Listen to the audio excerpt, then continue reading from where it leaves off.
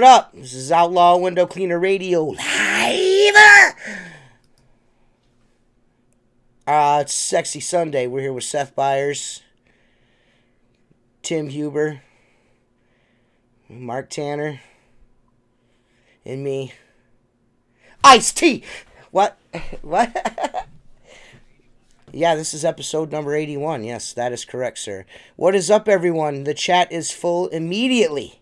Immediately! What's up with Henry? Hey, guys. And, oh, man. Family drama. Come on, bro. What's up, Jason Lehman? Jacob Williams is in this bitch. Number one. First, son. Then Fernando, and then Bill, and then some Henry, and, you know, a little bit of... No, I'm sorry. It was Henry, then Bill. Fernando. You guys... What you guys are going to get in the mail is a cookie. It's going to be sweet. Dude, it is like the wind is blowing like 900 miles an hour here. Like, it can't just be nice. It can't be just like in the 40s and chilling.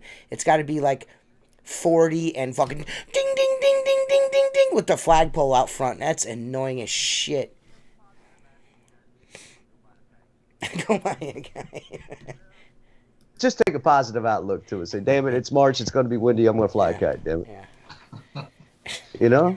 Yeah. Hey, you know what? I wish... I don't think a kite would... I don't think a kite would... It's just fun. Stand up in this weather. You'd have to get a real nice one, like a cloth one. Right. Yeah, like one of those hippie... Shit. Yeah. I got something in the mail for you, TJ. Nice. What's that? Shit would drag you down the street. We were kids. We used to take a big giant roll of fishing line and tie it on the kite string and just let that motherfucker out till you see a little dot in the sky. Well, that's super easy there. You guys ain't got you guys got the ocean and a nice right. Wind all the time. Yeah, we got those northeastern winds are like fucking brutal cold, not that sissy shit you guys got down there. You were probably wearing a t-shirt and shorts all weekend, weren't you? I was. I'll be honest with you, bro. I was down there last year in February, and it was 82 and perfect. Like the wind was just the perfect 10 mile an hour, just enough to keep you off as you're going. I mean, it was like the perfect Ohio day. You know what I mean? Right. In February. February. Yeah. Fuck that shit, boy. Right. It's blowing up here in Detroit area, too. I was just walking my dog, almost fell over. My trash cans are down the road twice now, you know. They keep blowing over, the dogs keep barking. I got 3 tornadoes Labradors. Are starting to land, man. Yeah, I got 3 Labradors, and every move that's made, like... Dude, your labs like water? Yes. Yeah. Yes. Mine are like Shelby, the chocolate. If she sees a puddle, she's in. What's up, Lewis? Like when we go riding, you open the door to the bike, and she is out and into the deepest, nastiest mud hole. And she's like really insecure. She'll carry a water bottle or a tennis ball with her everywhere she goes until she's comfortable. Then she wants you to throw it. But that's like her security blanket. It's pretty cool. My pit's like. She's adventurous, but my mix, Jovi, my dog's named Jovi, of course. But wait a minute. Yeah, his name's Jovi. But he's only 5 years old and he's gray. He's slippery when wet. Yeah. This is the worst time of year coming up because we live out in the country, so it's gunshots all the time, fireworks, all that stuff, and he's got anxiety like you've never seen. Thunderstorms, he's in the bathroom hiding, and he just shivers all the time. Dude, it's so bad. He's graying. He looks older than he is. Oh, okay. Kind of like John. John, yeah. Last time I saw him, he's aged up, boy. Who? John Bon Jovi. Oh, yeah. He looks old, don't he? Looking old. Yeah. Dude, get your dog a thunder vest. You know what a thunder vest is? Yeah, we were going to try that this year. It works. It helps, but you got to leave it on. You know. Yeah. You got to leave it on them all the time till they get used to it. And because my lab, she's real skittish when it comes to loud sounds or anything like that. And my wife's like, "It's not working," and I'm like, "Put it on the fucking dog and let the dog walk around. Looks like a bulletproof vest. It's fucking hilarious, you know." Right. Well, like I said, they're both rescues. Well, they are both rescues, but he was found on the streets, so he's skittish from something. Something happened when he was out on the streets, you know. My dogs are skittish because I beat them to death with a hammer, but they're still alive. Dude, my dogs are not. Frank is. They're not my dogs. They're Jennifer's dogs. Let's get that clear. And they're both labs? Right. No, they're all three labs. Three labs. I have three. I have a yellow lab. I have a chocolate lab, which produced my almost white lab, Chucky. Yeah. So you Hazel, don't even have a Frank, and lab. Chucky. Hazel's the yellow lab. She's the mom. Frank is the chocolate lab. He's the dad. His attitude is like Eeyore. He's like an Eeyore dog. You know, like how the character Eeyore is written. That is him. He's like, why bother? Nobody loves him. He's always do. You know, that's just Frank's attitude. You know what I mean? He's not. The only time he gets rambunctious is with the puppy Chucky. You know, that's the only time he'll roll Frank, around. Chucky. What's the other one's name? Hazel. Hazel. Frank. Those are great names. Two girls. Chucky, her name was Charlie, but I changed it to Chuck because she's a dude. She's a dude. She's pretty. She's the prettiest of the three, but she's too much, man. I should have sold her. I shouldn't have kept her. I should have listened to Jennifer and sold her. But she was sick. She had a big growth on her neck when she was little. We had to do all kinds of extra shit for her, you know what I mean, to keep her alive. Right. Jennifer kept her on her chest, kept her alive, you know what I mean. Jennifer put her in between her boobies because she was just a little tiny thing. We didn't think she was going to live. And I just felt weird about getting rid of her, you know what I mean? Right. So we kept Especially putting money into her, Yeah. Well, it wasn't even so much the money. I just had a soft spot for her, you know what I mean? Immediately. So we kept her. She's from her first litter, and there was only 4 of those that survived out of 12. You know what I mean? Wow. And Chucky was one of them. Hazel wasn't a good mom coming out the gate. She wasn't, you know what I mean? Right. I don't think she was ready. The second time, she was the perfect mom. We had fucking 10 of those things running around here. It was crazy. Had 19 dogs here. How much you get out of a puppy? How much do I think we sold them for $400 a piece. Yeah. With papers and their shots and all that shit. Yeah. And they're purebred Labradors, so My buddy breeds. He always bred his just to pay for the dogs. He has 5 or 6 dogs at all times. Right. Well, 3's enough. 3's a crowd. Right. 3 is a crowd. 2's good for me. Yeah, we have 2. I had 3. I had 3. We have 2, and we were talking about getting a third one, but I tried to sell. Chucky would have been the dog I sent you. If you would have took a dog, Chucky would have been the dog you got. Yeah, that was right there at the time I had to put Shammy down, so it just wasn't a good time to get another. She would have been perfect, though. She would have been perfect. Yeah, she would, because she is too. I need 40 acres for that dog. She's too much, man. Yeah. She's the type of dog that she gets so excited that she will do fucking flips almost. You know what I mean? Awesome. She's just wired, dude. Wired. Yeah. Is that the chocolate lab one? No, she's yellow. She's almost white. Yellow? She's almost white. Shammy was almost white, man. I love that color. She's got a darker yellow streak on her back's a little bit darker, and then her sides and everything are really blonde. Or whitish. Yeah. Well, I'll tell you what. When we take the dogs to camp, they come home dead. I mean, because they just run and play. They're looking for hogs. I mean, they just go freaking nuts. The whole time. Sometimes we don't bring them out on a ride, because Shelby, she's 6, but her hips, the doctors have already said she ain't got good hips. So riding in the bike, it's tough on her. Right. And so all day Saturday she rode, and then Sunday we left them back in the cabin because it's got to give her a break because she'll be sore all week if I don't. So if I ever get any more dogs, after these dogs are gone, what? Huh? Of what?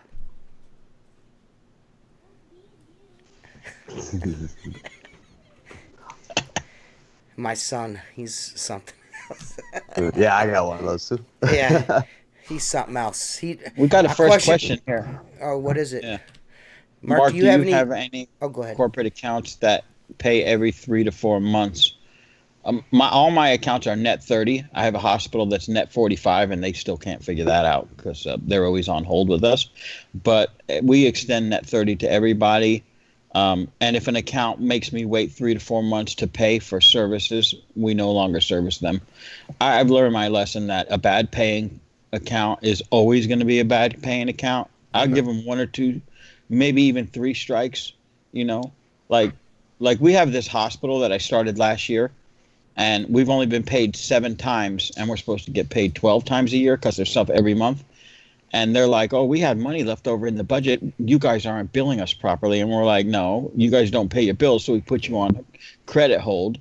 So the leftover money's not my fault, it's yours. And yeah, I'm losing out on it, but I have to stand my ground. You got 45 days terms. On the 46th day, the bucket don't come out of the truck.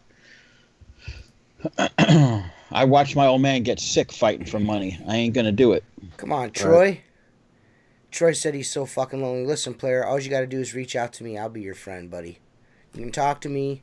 We can do silly videos in our underwear back and forth. You know, no homo. Straight up, bro. I got you, player. I don't know, when he makes videos and stuff, I actually enjoy watching them. Yeah, They're like, fuck. I think they're always interesting. I think it's hilarious. Right. The teeth getting pulled one was out of control. I was just like, bro. Yeah. I had to watch that 2 On the or 3 podcast, times to watch figure my it out. Yeah. So we do have some Facebook questions. Does anyone have view of those questions? We'll start off with some of those Facebook questions. All right, go ahead, Mark. The first question I'm seeing here is Cameron Kidd asks, ladders, insurance problems, limited options for general liability, OSHA rules and conditions that are complete bullshit. Was Anybody that the want to question? address that? Well, it's a discussion. It's not really a question. It's a discussion about ladders, insurance problems, limited options. What I do is I carry the insurance that I'm required to. You know what I mean? To do business in the state of Ohio. You know what I mean? Right. The liability, all of that shit. You know what I mean? And as far as ladder safety and OSHA, I mean, OSHA, sometimes coming from the construction industry, building homes and stuff like that, OSHA can be like, they will complain about the dumbest shit, but like obvious things they will like completely miss. You know what I mean? Right. You know what I'm saying? It's fucking ridiculous, man. Fucking ridiculous. But some of it, I mean, it's all in place to keep you safe. You know what I mean? But some of that stuff can be ticky-tacky. Sometimes. But I mean, you got to think it's there for a reason, right? I mean, it is. A lot of the OSHA rules were never really applied to window cleaning. They were just transferred over from other industries. Right, so industries, yeah. makes it a challenge. You know, I understand. I mean, look, everybody talks about OSHA. I've only had one interaction in 17, 18 years with OSHA, and that was because someone fell on a job we were rigging to clean. Yeah. We weren't even there. Right. I've never seen them. I had one friendly competitor, not so friendly competitor, call up the city and said we were pressure washing a parking garage without harnesses on, and when in fact we were wearing sit harnesses, so they're not as visible, and they were legal at the time we were using them. And we got to the ground, they were just like, we're told you're not using a harness. So what is this? Oh yeah, okay. I go, man, whatever. And as far as the insurance goes, you know, I mean, you got to get what you got to get. A lot of guys around here will classify themselves as a janitorial company. And maybe if you're strictly a residential guy, you can pull that off with a certain percentage is from window cleaning, and the other money that you generate comes from other things, you know. But if you really want to work in the corporate world commercially, you've got to have something more than a janitorial policy. I've never had an experience with OSHA window cleaning. Never. No, me neither. Not to say that I won't, but I've had more experiences in construction than I ever did with window cleaning. You know what I mean? So I've seen them on numerous occasions in the construction industries, but not so much in window cleaning. But go ahead. Commercial insurance is a whole different monster than in residential, because commercial you're required. Like getting malls, you need $2 million coverage. Period. Yeah. Simple. Most companies, most regular storefronts are about $1 million. I carry $350 on for residential. You know what I mean? Most storefronts don't even ask for nothing. Right. To be honest with you. Right. Unless it's corporate. Yeah. If it's a corporate entity, they will. Right. If it's a mom and pop, service companies like Nest and shit like that will ask you to. You've got to have it, you know. And they want to be part of your policy, though. Yes, they want to be on your. They want what do they call that? Insured, yeah. An additional insured on there. They want your additional yeah. insured. Then the one company that I do Then service they want you to wait 90 days to get paid. Yeah. Don't And forget they about wait that. 90 days for you to get paid. The one that I deal with, one of them, I've got 3 of them that I deal with, Nest included, is I have to carry a special policy on my truck too. Like I have to carry separate insurance. I have full coverage on my truck, but I also have to carry this other insurance because, you know, I'm going to be on the property and shit. Yeah. Well, I refuse to do that. I'd been servicing this company, it's a bunch of banks. I've been doing all these banks for years, like years and years I've been doing these banks. And they decided to turn all their maintenance, all that stuff over to one of these companies, you know what I mean? And that was like one of their stipulations. And I'm like, listen, man, I got full coverage on my vehicles, you know what I mean? And I can carry all this fucking insurance. I carry, you know, way more than I probably should, you know, but just in case, because I work in some crazy places, you know what I mean? I'm not trying to break shit and have to pay for it. you know what I mean? So why do I have to carry an extra, like 3 times, just to do what I've been doing for over a decade? I've never, you know what I mean? Right. I've never, you know what I mean? Come on, man. This is ridiculous. I've never made a claim against insurance. Never. Ever. First time I did, I got fucked by homeowners insurance. First time I've ever made a claim. And this year I made my first insurance claim on a vehicle and my first insurance claim on the house. Got fucking screwed both times. Right. It's a sham. It's all a scam, dude. They don't ever want to give you no money.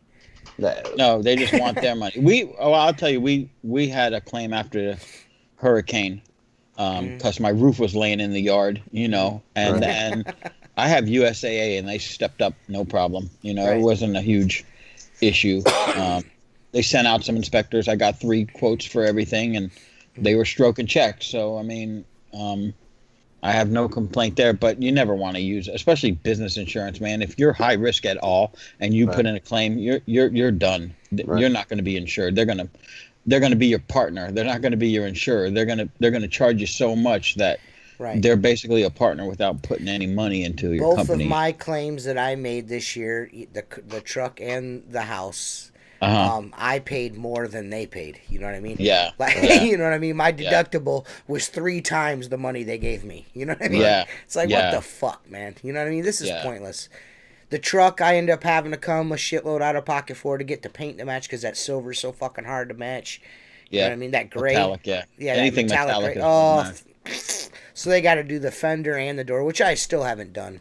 I haven't done it. It's been wintertime. I'm not dicking with that right now. I let it rust a little bit, and then they'll have to. I mean, it's getting a new skin because the body line's all jacked up. So they're pulling the door skin off, putting a new door skin on. Yep. Right. Fuck my whole life. It's not fun. No. Just insurance is, but you gotta have it, man. You gotta have it, dude. You know, I mean, you gotta have it. Over last summer, where we were doing roof cleaning for a large commercial property, they had like 10 buildings. And we put up signs. We told the property management company, like, all the cars can't be there. Well, one of my guys did a roof, didn't look over the top, hammered this car with bleach, ruined the clear coat on the top of it. But because we went through all the processes, our insurance company ended up never paying out to that one claim. That was the only claim we ever had. So, I mean, it can go both ways, especially with business insurance. It can definitely protect you if you don't have enough to cover yourself or you don't have a good insurance company. I tell anyone starting out, like, overkill.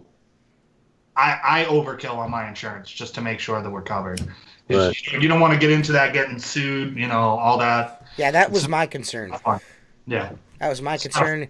And the difference between the two was like $10 a month. And I'm like, just take the extra money out. You know what I mean? I'd rather my ass be covered because, you know. But think about the money we'd spend on insurances for just insurance. Just for what ifs. I know. You know what? Everybody does it too. We do it for what ifs.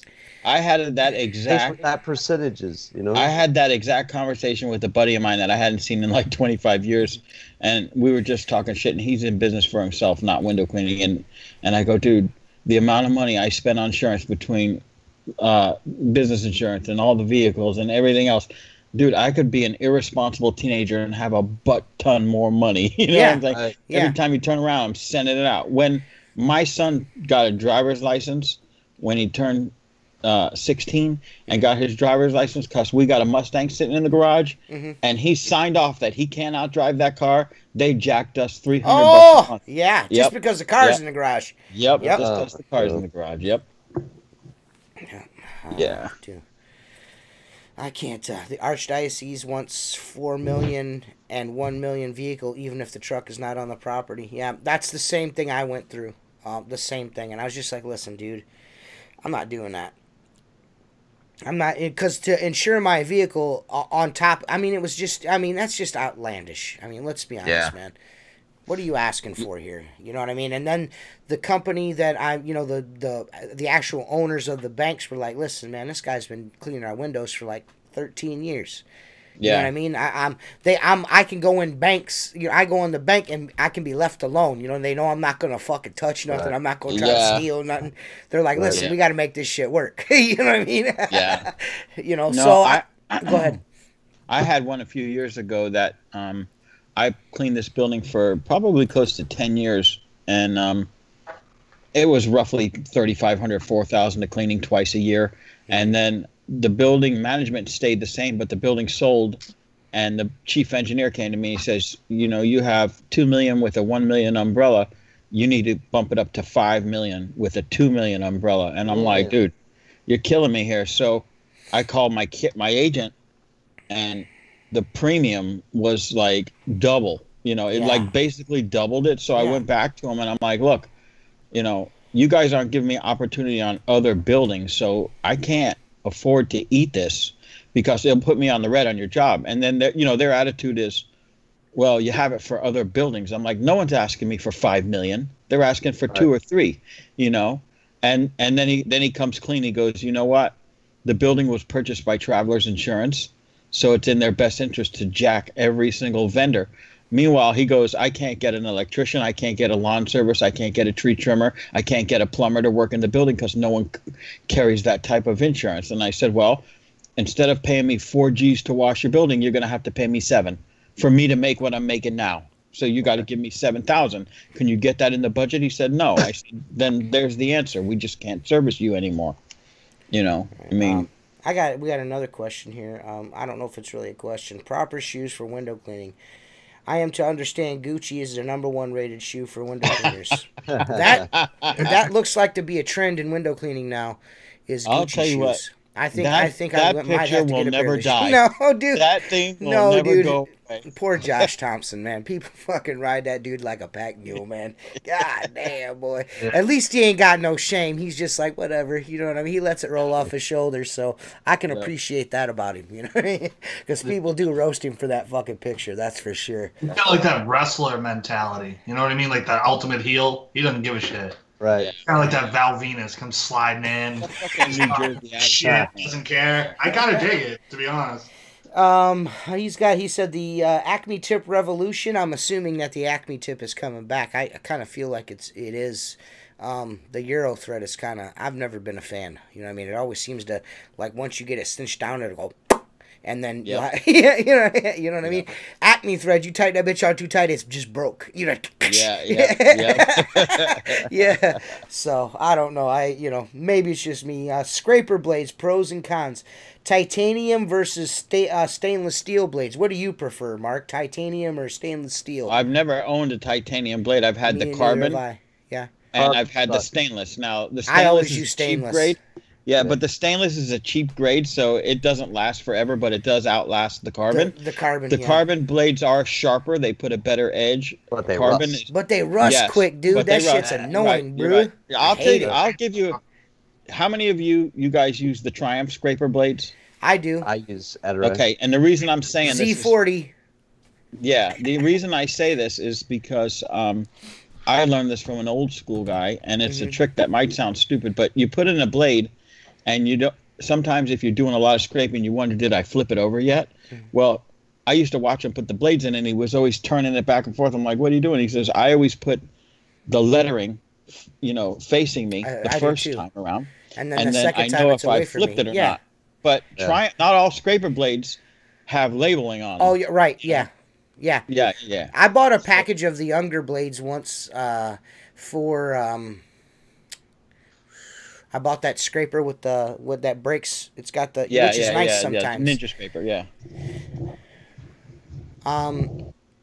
They didn't have lettering on them, so you don't know. Can't tell. Yeah, you can't tell. And another thing, it took me a little bit to realize, but about a year in, I realized that when you get a package of Triumph scraper blades, there's a compartment on the back for you to slide the old blade in. And that, the guy I used to work with used to just like break them in half. He'd leave them in the towel bucket and shit. I'm like, these go back here, and I'm like, you've been doing this longer than me. How do you not know this? I mean, it's like obvious that old blade goes in there. You know?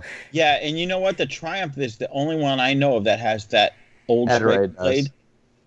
Okay, maybe it does, but I have a huge issue mentally, and I sometimes snap the blades in half too.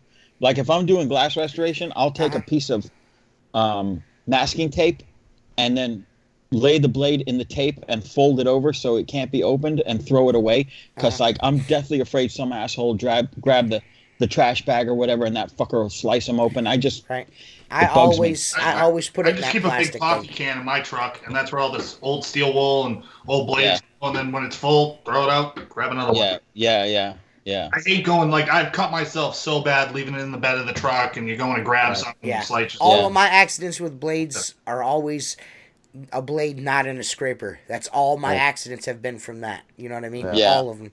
I've got myself a couple of times. You know what I mean? Everyone gets them. So you ain't cleaning windows and scraping glass and ain't never got yourself. You know, you've poked yourself at least once. If you ain't about shit. Yeah. I store 2 razor blades in my bucket. Don't ever do that. That's what I do. So they're always in the water. So that's I used to do that. I still do it. I've had my thumb glued like 4 times. I'm like, ugh. I told you I used to work for a guy, and he came up to me one day and he goes, you have an open scraper in your bucket? And I go, yeah. And he goes, just talking about this makes safe. my butthole pucker, dude. It's just like, goes, oh, God. I go, you know what that tells me? That should be telling you, keep your fucking hands out of my bucket. I know it's there. You don't, Dick. Mine's got still got the lid or the cap on it. So, I mean... Yeah. I am super duper, like every time I hand somebody a scraper, I'm like, listen, I go over it over and over and over and over again. If I catch you one time, that's why I get I buy, whenever they go bad, I buy a new one. I don't care. Because I buy the Z40 with the retractable blade. Once that fucker goes bad, we'll toss it away. Dude, I gotta be honest with you.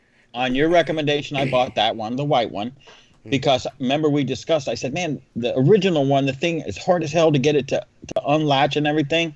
And I have that in the door panel on my truck, and it just scares the shit out of me because I'm like, I'm going to forget to put the retractor up and put it in my holder. Yeah. It's all, to me, I started out with that scraper, so it's second nature. For me to it's just second nature. It's not for everybody. Whatever you started scraping with, that's what you should use. Yeah. That's what you should use. You shouldn't switch it up too often. I had a guy with a tab broke on the Edaray scraper. Where you push it out, he's got a screwdriver trying to do it. And right as I'm walking over to tell him tonight, use a screwdriver, he went like this. This all, like, this part of his hand all opened up, and there was like white. Like just muscle. He showed the meat. His hands wrapped in rags, and I was like, the meat, son, got him down to the meat. Grab another scrape. Don't fuck with it. Yeah, that's why I buy starting out every year. I buy 4, and once we get through the third one, I order 2 more, and that's once the mechanism starts to go, I just toss it there. Fuck it. You know what I mean? Whoosh, it's done. I usually keep 1. Because, sometimes you get tint or signs, and that as soon as you hit that one time with tint or signs, it's done.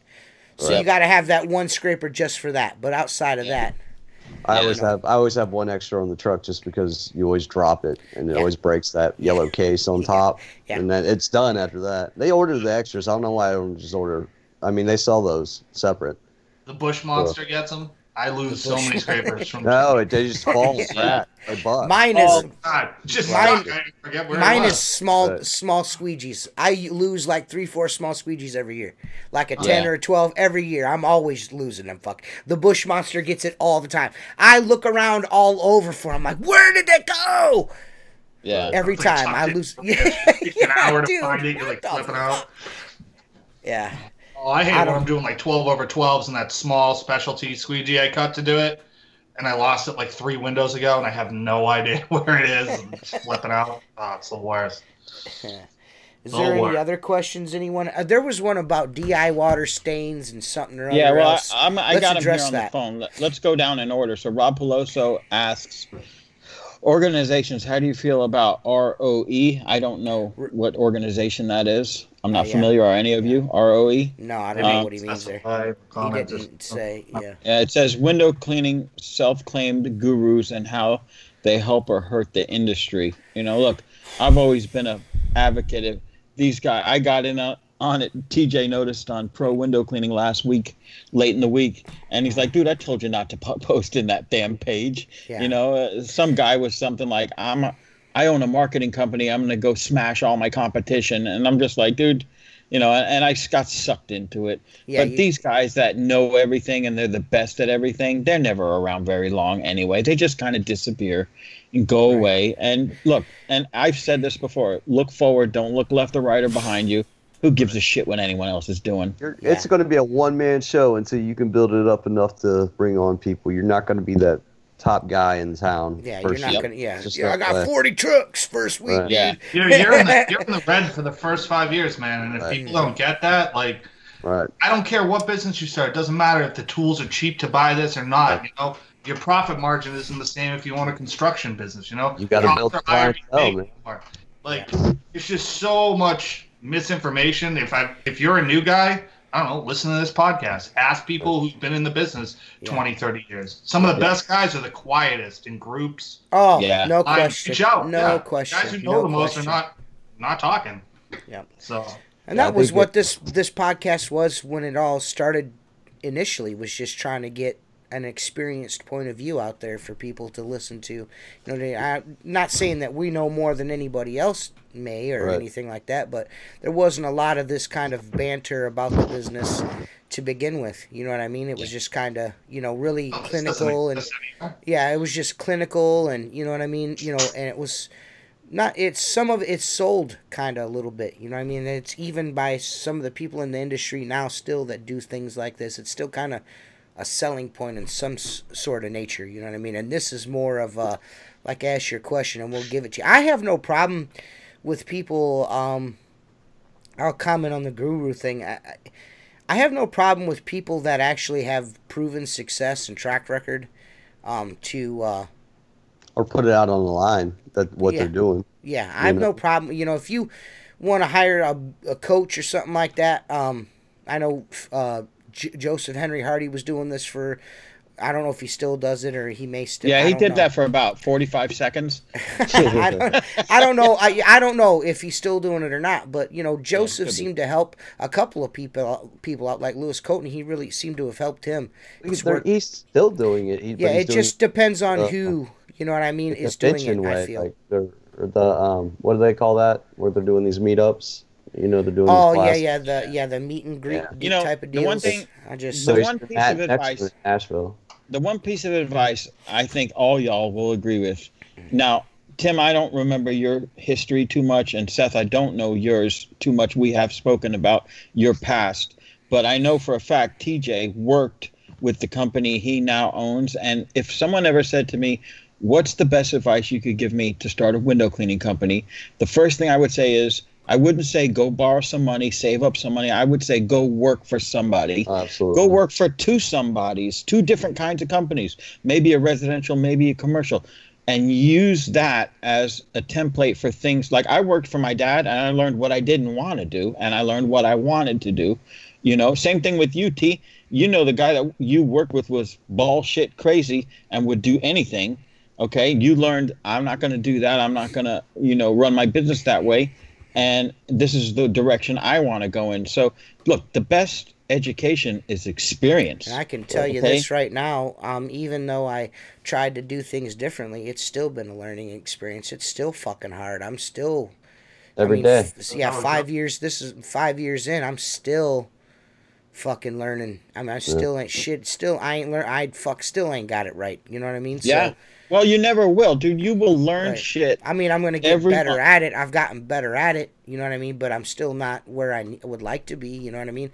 And I just personally don't feel like me paying somebody to be like, this is what you need to do is going to help me.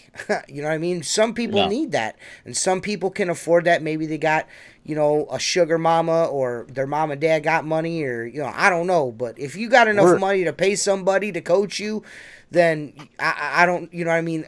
In my personal, if I had that extra money to give to some guy to coach me, you know what I'm saying? You know what I mean? Yeah. You know what I'm what the fuck? I must be doing something right if I can afford to give you this money to tell me, slap me on the back and, you know, make sure you got a schedule. Daughter, right? You're going to train your daughter, right? I am, yes. Yeah. Mark, did you train any of your boys or anything? Yeah, my older one worked 2 summers for me. At the moment, window cleaning isn't for him. Right. But yeah, and my young one, he's 14. He'll be working in the summer this year, and because he wants to make money. So, you know, I want him to. I don't want any of them to come work for me and make it a full-time endeavor. I want them to go do other things and see. Right. Because look, when I worked with my dad, I was a fuck up. I mean, I know I was a fuck up. I was like, once I realized I had freedom, you know, go run this route and go to the beach all day and hang out with my buddies. And then when he split his company up and laid me off, I was like, man, I did landscaping for 6 months. I did a couple odds. I did car alarms and stupid shit. I was like, man, if I was washing windows, I'd be, you know, loving it. You know what I'm saying? And it was that taught me this is where I want to be, and this is what I have to do, because I was young. You know what I'm saying? Right. So it's important, like for me, that my kids do other things. Go flip burgers at McDonald's. Go, you know, like my older one, he works at a lawnmower shop, and he puts chains on chainsaws and shit like that. So it's mechanical, and I can appreciate that. But, you know, just to walk into life and become a window cleaner because daddy owns the company, I don't think is a good lesson for him. And I would like him to work for another company, you know? Right. Well, I have a Joey. Joey's been with me since he was 15. Right. He's been homeschooled, so he did all his computer classes and stuff like that online. Joey's done nothing but window cleaning. This kid, by the time he's 30, is going to be a millionaire in this business, I promise you. Because he's that good. Right. He's better than me. He's better than me now. He'll be 20. Well, let me tell you something, Tim. That's a pretty big stretch, because I'm going to be 100% honest with you. To be a millionaire in window cleaning, you got to be willing to fuck people. Okay? You don't have to. Dude, let me tell you something. The most successful person I know in window cleaning, she has 3 full-time window cleaners and a couple girls that do house cleaning, and she lives in an $800,000 house on the beach and makes herself a tremendous salary. But I'm just saying, these guys that have 30 employees, they ain't millionaires. Maybe the company's worth $1 million to somebody. That's a long stretch. Just say he's going to be very successful. He'll be very successful, but watch. You watch. Hey, well, there ain't nothing wrong with that. I'm all about you saying that, because good, maybe it'll happen. You know what I mean? Yeah. Well, and if he does, ask him if he'll loan me some money. It's not about us. It's about our kids, man. It's about our the legacy. Oh, for sure. We can do for them. If they want to get in the business, we're going to make them the best that they're going to be. If they want to do things, we're going to work our asses off to make them whatever they want to be.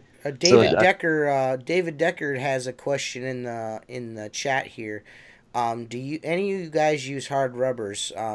He lives in Kentucky, and it gets into the 90s in the summer. We have always used soft Eteray, but I'm thinking of trying hard once the weather warms up. I use the same kind of rubber all the time. I know guys like to switch it for the heat and all that shit. I just use the same rubber, dude. I don't know. Dude, some people get real scientific with shit. You know what I mean? Yeah. I'm kind of wondering about all that. You know, to me, look, I work in one of the hottest climates year-round. Yeah. And I didn't even know until recent that Sorbo was considered a soft rubber, because that's what I like. Yeah. And like one time I bought an Unger squeegee, and it came with a medium or a hard rubber, and I just couldn't stand it. But I was trained to use a soft rubber, and the technique that I use pretty much requires a soft rubber. So I'm the same. All your angles changes all of your angles. Yeah. If you learn one way, like Right. I don't get it, man. Like 100-degree day, I'm still using the soft rubber. Like that's what I use. Yeah, Anytime you change up, give a shit. Yeah, they're like. The only hard rubber I like's got my wiener in it. Yeah.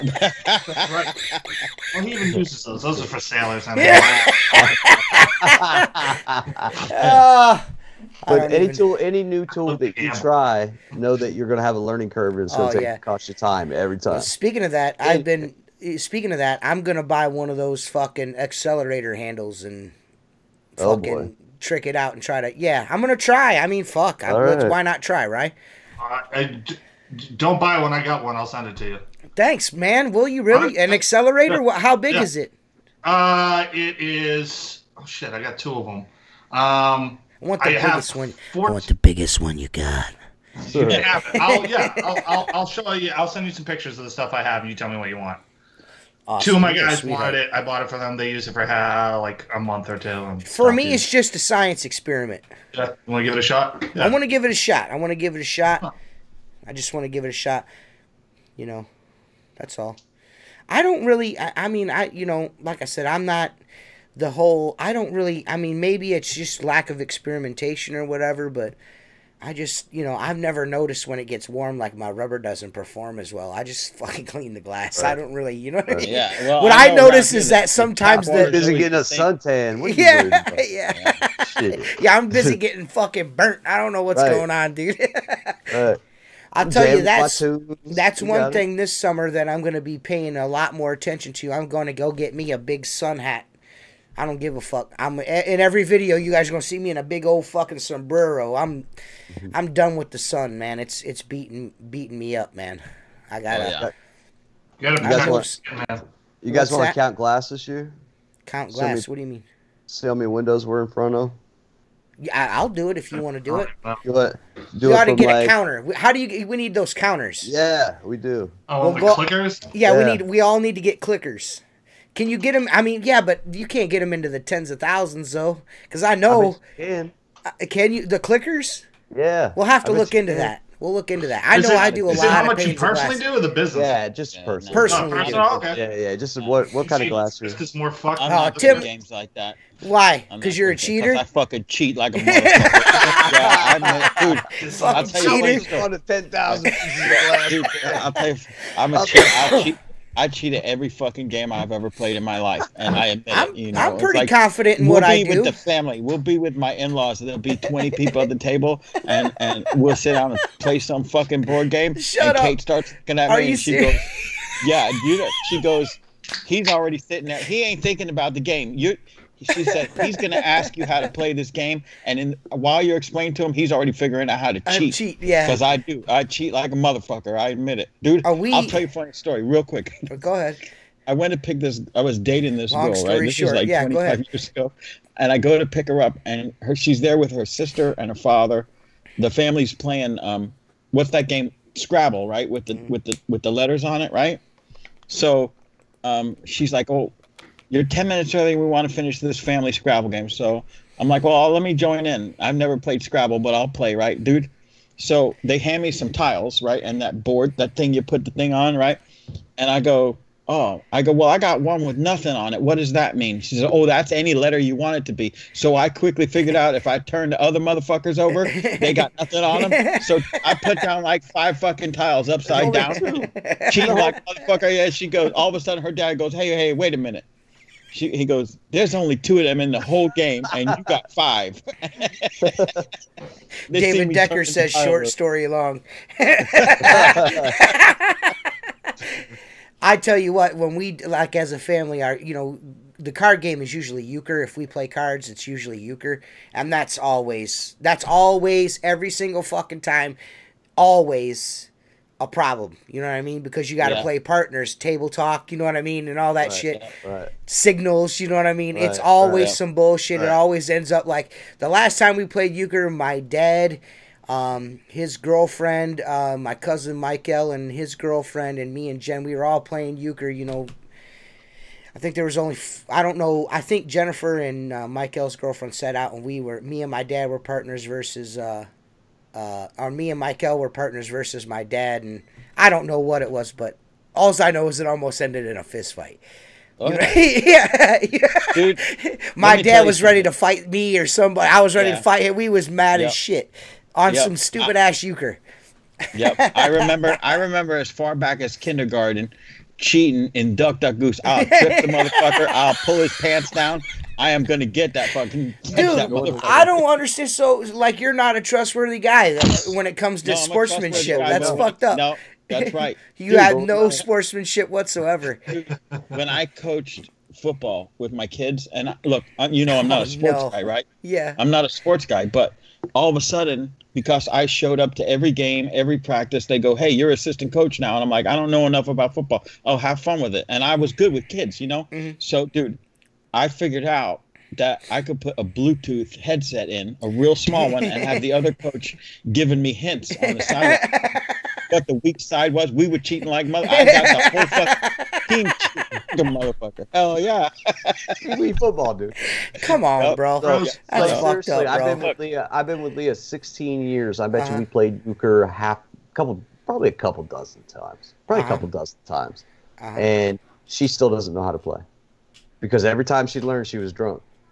Yeah, dude, that's rough. Because, dude, we play as often as we played. I still need a refresher. So, you know what I mean. So I always have a problem scoring it. You know what I mean. I always screw the scorecards up every time. Time. Whatever, bro. You know. Yeah. I sometimes. Dude, sometimes would you have don't. six points. Dude, at our camp, we have a giant Jenga game out of fucking 2x4s, right? The bitch goes almost 6 foot tall. I'll distract like a motherfucker as I got my other finger holding the reservoir blocks. How the fuck did you get that out of there, man? Oh hell yeah! It's all about the cheating, man. Yeah, if I played pro football, I'd be on the Patriots. That's how much of a cheater I am. How about that? Cheatriots! Go Cheatriots! Browns looking nasty this year. We about to be nasty, boy. We gonna be a problem. The Browns about to be a problem, son. Bandwagon's gonna get crowded. Yep. Tim's gonna hop on it. I'm hopping on it. Jumping on it. I already Tim jumped straight on up admitted it. He admitted it last football. So he's like, I'm jumping on the it, bandwagon. I was like, no, don't do that. it. No. Cleveland Browns, like, man, I love this team back in the day. Come on. Yeah, right? Come on. Hey, man, I got Shit. proof. I've been a Browns fan for a long time. I got proof, son. But, I love football. I can't wait for football to come back. We won't get into fucking talking football, though, because we got questions. What's the next question, Marcus Tanner? Well, we got a third one to Rob Peloso asks about Loch Ness Monster. We've had Bigfoot. Let's branch out and tackle the other issues in the monster world. Now, I can't say that Loch Ness Monster video from England has been. The guys that did that did say they faked it. So, old good. Nessie. Yeah, old Nessie is not. Then we had Jason Lehman. How do we as a group in this window cleaning community can help get rid our industry of parasites that portray themselves as gurus but are just snake oil salesmen? Then pay attention to the podcast. Don't feed the fire. Yeah. Don't give them. Yeah, because I feel like, especially in our case, in our instance, for I think sometimes you could talk about someone too much, and it's almost you think you're to their detriment, but it isn't. It's more in their favor. You're just giving them smoke. He's going to fail. Because he's putting out the same crap. So, I mean, he's just going to continue putting it out the crap, and he's going to get bad feedback. He's going to play the victim. It's just going to be the same cycle. So we're jumping off the cycle. It's all good in the hood. Let's move on from that one. Dave Landefield, effects of deionized water on stained glass. T, you and I talked about that. I'm kind of thinking what he means is church windows, stained windows. Like church has the colored windows with the lead between them. I don't honestly never really clean those. I would assume as long as the DI is aggressive. So do you know anything about that? I have, and I'll be honest with you, I didn't go back to check, but I've never been back. So could or could not be a problem. I don't know. They paid me. I used a water-fed pole on some stained glass. Yeah, I've used it on there, with a soft brush, and rinsed them. They were really fucking nasty. So I mean, and they think- rolled off like mud. You know what I mean? So I think the only thing you got to be concerned about, if it's truly leaded glass where the lead's holding it all together, you have to be real gentle on it. And if the lead is oxidized, you might get some bleeding. he is talking about church glass. Yes. Yeah. So I'm pretty sure. I've never cleaned any of that, to be honest with you. So I think, like I said, just be soft on it and make sure the lead isn't. Carl deteriorated. Robinson said some twat is selling a Reach It Poe in the Outlaw group. Yeah, me, bitch. Eat a dick, Carl. Eat a whole bag of dicks, Carl. Fucker.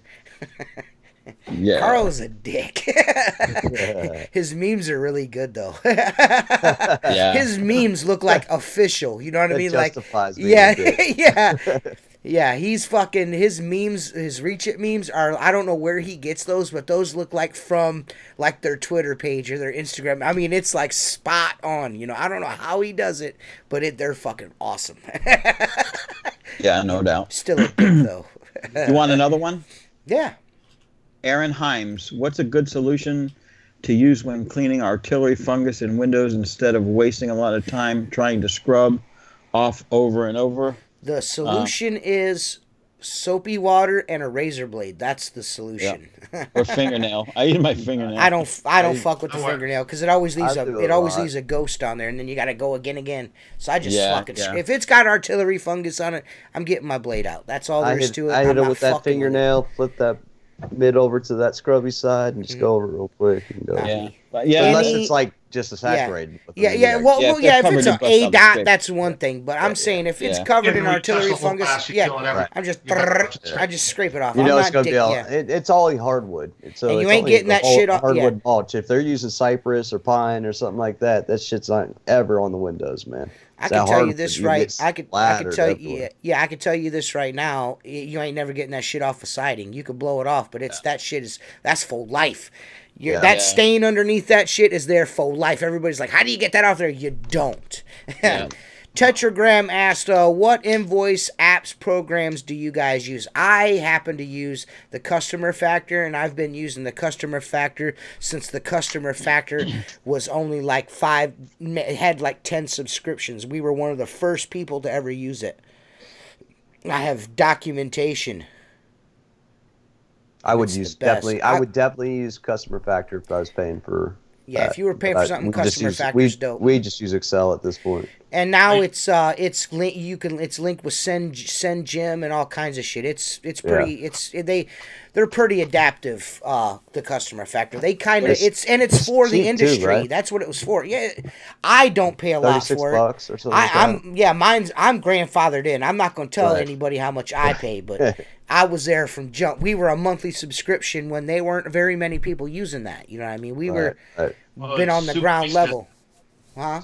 Like transfer over to QuickBooks, credit card. I mean, it has so many functions. Many functions. It's got a mailing system, the whole 9 yards. You know, I mean, if you want to send mass emails, it's got all of that built in. It's a nice program. Weekly, monthly, recurring scheduling. You know what I mean? You just put that in there, and then it just reoccurring. It's nice. And like he said, links with QuickBooks, Send Gym, and a couple other dealios. It's fucking notes gangster. You can leave in it too. So I'd say pictures of all my houses when I do an estimate. Because we do a lot of repeating customers, so I'll print that up and give it to the guys, and they'll remember the house. They're like, "Oh yeah, we got to start here." They're paying like, there's so much that you can do with Customer Factor. Yeah, that's just from my experience. Tim says he uses Excel. What do you use, Mark? Your wife? We use QuickBooks because my bookkeeper is QuickBooks. Like, she's a QuickBooks guru. So we were using a program that I actually bought online from England. It was because finding a software program that'll automatically add charges, because 95% of my work is reoccurring, route work and stuff like that. So it's most like Peachtree software and stuff can be cumbersome going in and adding charges. We use QuickBooks, and it links my bookkeeper and my accountant, get all of the reports out of it. And I'm sure we could do more with it. You know, but right now we just use QuickBooks Pro. Can you imagine how much somebody could make if they just started like a bookkeeping company and focused on window cleaners? Well, I think Yeah. Customer Factor did that. Customer Factor did that essentially. Right. Yeah. Best go to water bottle and wipe longer, but the church will be happy you took care. I do many churches, and that's our way of doing it. If the glass is old, it will run just from the scratching back and forth. The paint is thin, but I don't. It's so hard to read some of these things in there, but yeah, there's some good advice in the chat too, guys. And there's a lot of people that Joystap Dave says he likes. Pro Wash Missouri loves the Customer Factor. I'm just a huge Customer Factor fan. I'm a fan. And that software was built for the window cleaning industry. That's what it was built for. And then they as the industry has changed, it has evolved with us. It's been nice, a flat man. rate too, right? Yeah, I mean, it's a flat rate. So is Customer Factor a scheduling software, or does it do your invoicing and everything? It's scheduling, invoicing, everything. It does everything. It'll do your sales tax and everything. Yep, everything. Yep, you can link it to and you can link it to QuickBooks. Yeah. Okay. So you can send the reports from Customer Factor to QuickBooks for all the financials. Yeah, cool. I mean, you can do Track like the money road, track everything with that thing. Like it's we did 2 30-day trials because I tried to convince Leah into doing it, and Leah, once she gets stuck on something, she's stuck on it. So I mean, it took me forever to just get her into a computer, let alone because she was handwriting everything. Well, look, I bought a business from a guy with 300 route stores, and he spent 2 weekends every month handwriting invoices out of a ledger. Right. But he was old school, and that's the way he did it. If you're a residential guy that does, let's just say 3 or 4 houses a day, 10 houses a week, you can do Excel and just change the information on it and print an invoice and be done with it and do all your calculations in the background. If you're cumbersome with a lot of little accounts, sales, carbon, sales books on the routes. Man. Yeah, I mean, there's nothing wrong with that. If you get to a point that you're doing, it's not revenue volume, but volume of customers, meaning a bunch of storefronts, you got to make it. I hate the office. I hate, all that. I want to make it like I can print out 350 invoices in about less than 10 minutes. Done. And that to me is everything, because the money's not being made inside here. It's out there on the street. Right. I mean, Customer Factor definitely makes that easier. I mean, I scan pictures of the estimates that I do too. Yep. So yeah, for residential, I'll store a house wash, whatever they want. So if the customer calls me, I do an estimate for absolutely anything on the property I can think of. So if they call me a year down the road, like, oh, you do house washing, how much is it? She can click right on the invoice, pull it up, and be like, "Oh, it's $400." Or that's really nice. What I do. I do the same thing because it archives everything. You even got invoice history, all of that shit. It's all boom. It's all in there. You know what I mean? I like it. You can flag customers, which is nice. Yeah. Carl Robinson said, "Don't forget Responsicurt." I don't know what that is. Oh, Responsibid? Why is it? What do you mean? What's Responsicurt? I think that's the dude's name. Okay. Responsive. He's another window cleaner. It's a nice service. I tried it just wasn't for me. But it's another window cleaner made it kind of. It's more for like if you're doing like commercial sales and stuff like that. Really helps you with if you're writing like a big commercial bid. It will kind of give you like a letterhead or basically make your estimates look more professional. Gotcha. You can see when they open them. You can see if they accept them. They can click right on it when they open it up on their computer, so you can see that aspect of it. I think it's more, personally to me, more of like a commercial app than residential.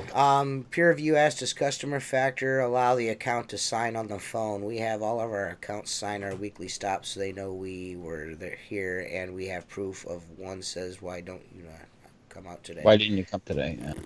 Yeah, I don't know if it does or not. I always just print an invoice. You know what I mean? If I have an account that I know is going to give me shit about, you know what I mean? You'll know, though. To me, personally, I know right off the bat if somebody's not, if I'm going to have problems getting money from these motherfuckers. You know what I'm saying? I know that right out the gate. You know what I mean? Because I'm, like, really stern with, like, listen, you know what I mean? I like, especially with houses, I do not do a house first time. If they ain't there, to sign the check. If you ain't there to sign the check, I ain't cleaning your windows. Well, I can leave a check. Well, if you leave a check and if I got it when I get there and you ain't there and it's there and I can put it in my truck, I'll clean your windows. If I don't see no check, I ain't doing it. Oh, I forgot the check. Nope. You give me my money or I ain't doing that shit. We just leave. You're either there to pay or leave the check. One of the two. Or I ain't doing it. Just keep a track of it. Yeah. You know, that's the problem. When it comes to residential work, commercial work, everything gets a paper invoice. I got a hard copy of everything. I don't. Right. That's just it. I don't do this. I don't trust electronics, anyways. You know what I'm saying? Like, my way to fix the computer is with a hammer. You know. You know what I mean? Like, what's wrong with this thing? I shake the computer like, ah. Sometimes it works, sometimes it don't. You know what I mean? It could be just because it gets unplugged and has to reboot and then it fixes itself. I don't know, but it works every time. It works every time. So you email your accounts. I email some. Some of them request it, and I just send the customer factor email. Just shoot it. Their email's in there, so all I got to do is click, write them an email, and it sends them the invoice and the email. Boom, done. You know what I mean? Some of them request it. Some of them want a hard copy. Some of them want the fucking shit mailed in. Some of them don't care. It's like, here's $50. See you next week. You know what I mean? Some like, well, I would need I need a handwritten invoice every time. I just go with the flow, man. Whatever they want, yeah. I just go with the flow. I've gone 100% paperless. I don't care. If you don't have a computer access, and it's made it, with having crews, it's just way too hard to get paperwork back. Oh, yeah. Storefront, so it's a lot different, for me. So I can't really equate it to, like, if you have 300 storefront customers, yeah, you have to do paper. Like, how else do you do it? But, no, we email about 30 or 40 invoices every month. We mail out 250 to 300, and then the rest would be revolving credit card payment, which has grown. Every time we pick up a new account, we always push them towards the credit card deal, But it is cumbersome. I mean, I stuff envelopes for 2 hours a month staring at the TV, but it's what I have to do, because they just won't pay any other way. But I have customers that I haven't seen in 15 years. I send them a bill, they send me the money. I've got a couple of those too. I don't think I've ever seen this guy before. You know what I mean? I've had some of those. Yeah, some of my oldest accounts, like, I ain't never seen this much. I don't even know if it's a real person. It could be Al Qaeda. I don't know. You know what I mean? It could be anybody. It could be Batman. I could be cleaning the windows to the Batcave and never know. Yeah, any account that we have that's over, $150 a cleaning, like a car dealership or whatever, we get sign-offs voluntarily. I have a 2-part sign-off, and the guys fill out who was there, what was done. They have to sign it, and we have a copy, and they have a copy, because I cover my ass on the bigger jobs on every one of them. Yeah. And that kind of gets cumbersome, but at the end of the month, you got a big stack of them. But guess what? When the Ford dealer calls and said, well, you only did it one time this month, not twice. No, you signed on this date, and you signed on this date. Here's a copy of my copy. Yep, Send it with invoice, and you're going to get paid. Yeah. Not that they're always out whatever to works the best for you and your business. Yeah. There's no... Do you take deposits? Like, on jobs, anything over, like, a certain amount, do you... a deposit, like this caulk job. This caulk job that I did, I took a deposit on. You know what I mean? But that's different than window cleaning. You got to lay out money to buy caulking. Well, that too. I mean, yeah, of course. I mean, that was part of it as well. But it was such a large job. You know what I mean? I'm gonna get a little invested in myself. I've got invested in it. So I just took a little money. I've a couple of window cleaning jobs I've asked for a down payment on, because I didn't. I was like, man, listen, I'm not doing all this and getting fucked. You know what I mean? Yeah. A couple of big construction cleans. I was like, listen, man, we got to have some money up front. I can't be out here dicking around, cuz. Yeah. You know what I mean? Because those are every job. Yeah, we did a job for me and Joshua Schoaf did a job up in Akron. We did a construction clean last March, and I think he fucking didn't get paid for that until sometime this winter. You know what I mean? Yeah. Dude. Some of these motherfuckers, man, are just rake you over the coals and not care. Yeah. Not even care. Like, Yeah. but like I said, there's no one way to run window cleaning business. There's not one way. There's not one way to you run got to a be power prepared washing for business. any curveball someone throws you, because you're Yeah. going to get them. Yeah. And you gotta make it to where it's comfortable for you too. I mean, you may not be able to do the same things that we can do. Some people can't talk to people on the phone and stuff like that. You know, Right. So, Everyone's stuff is set up differently. right. What's that, Seth? Say that again.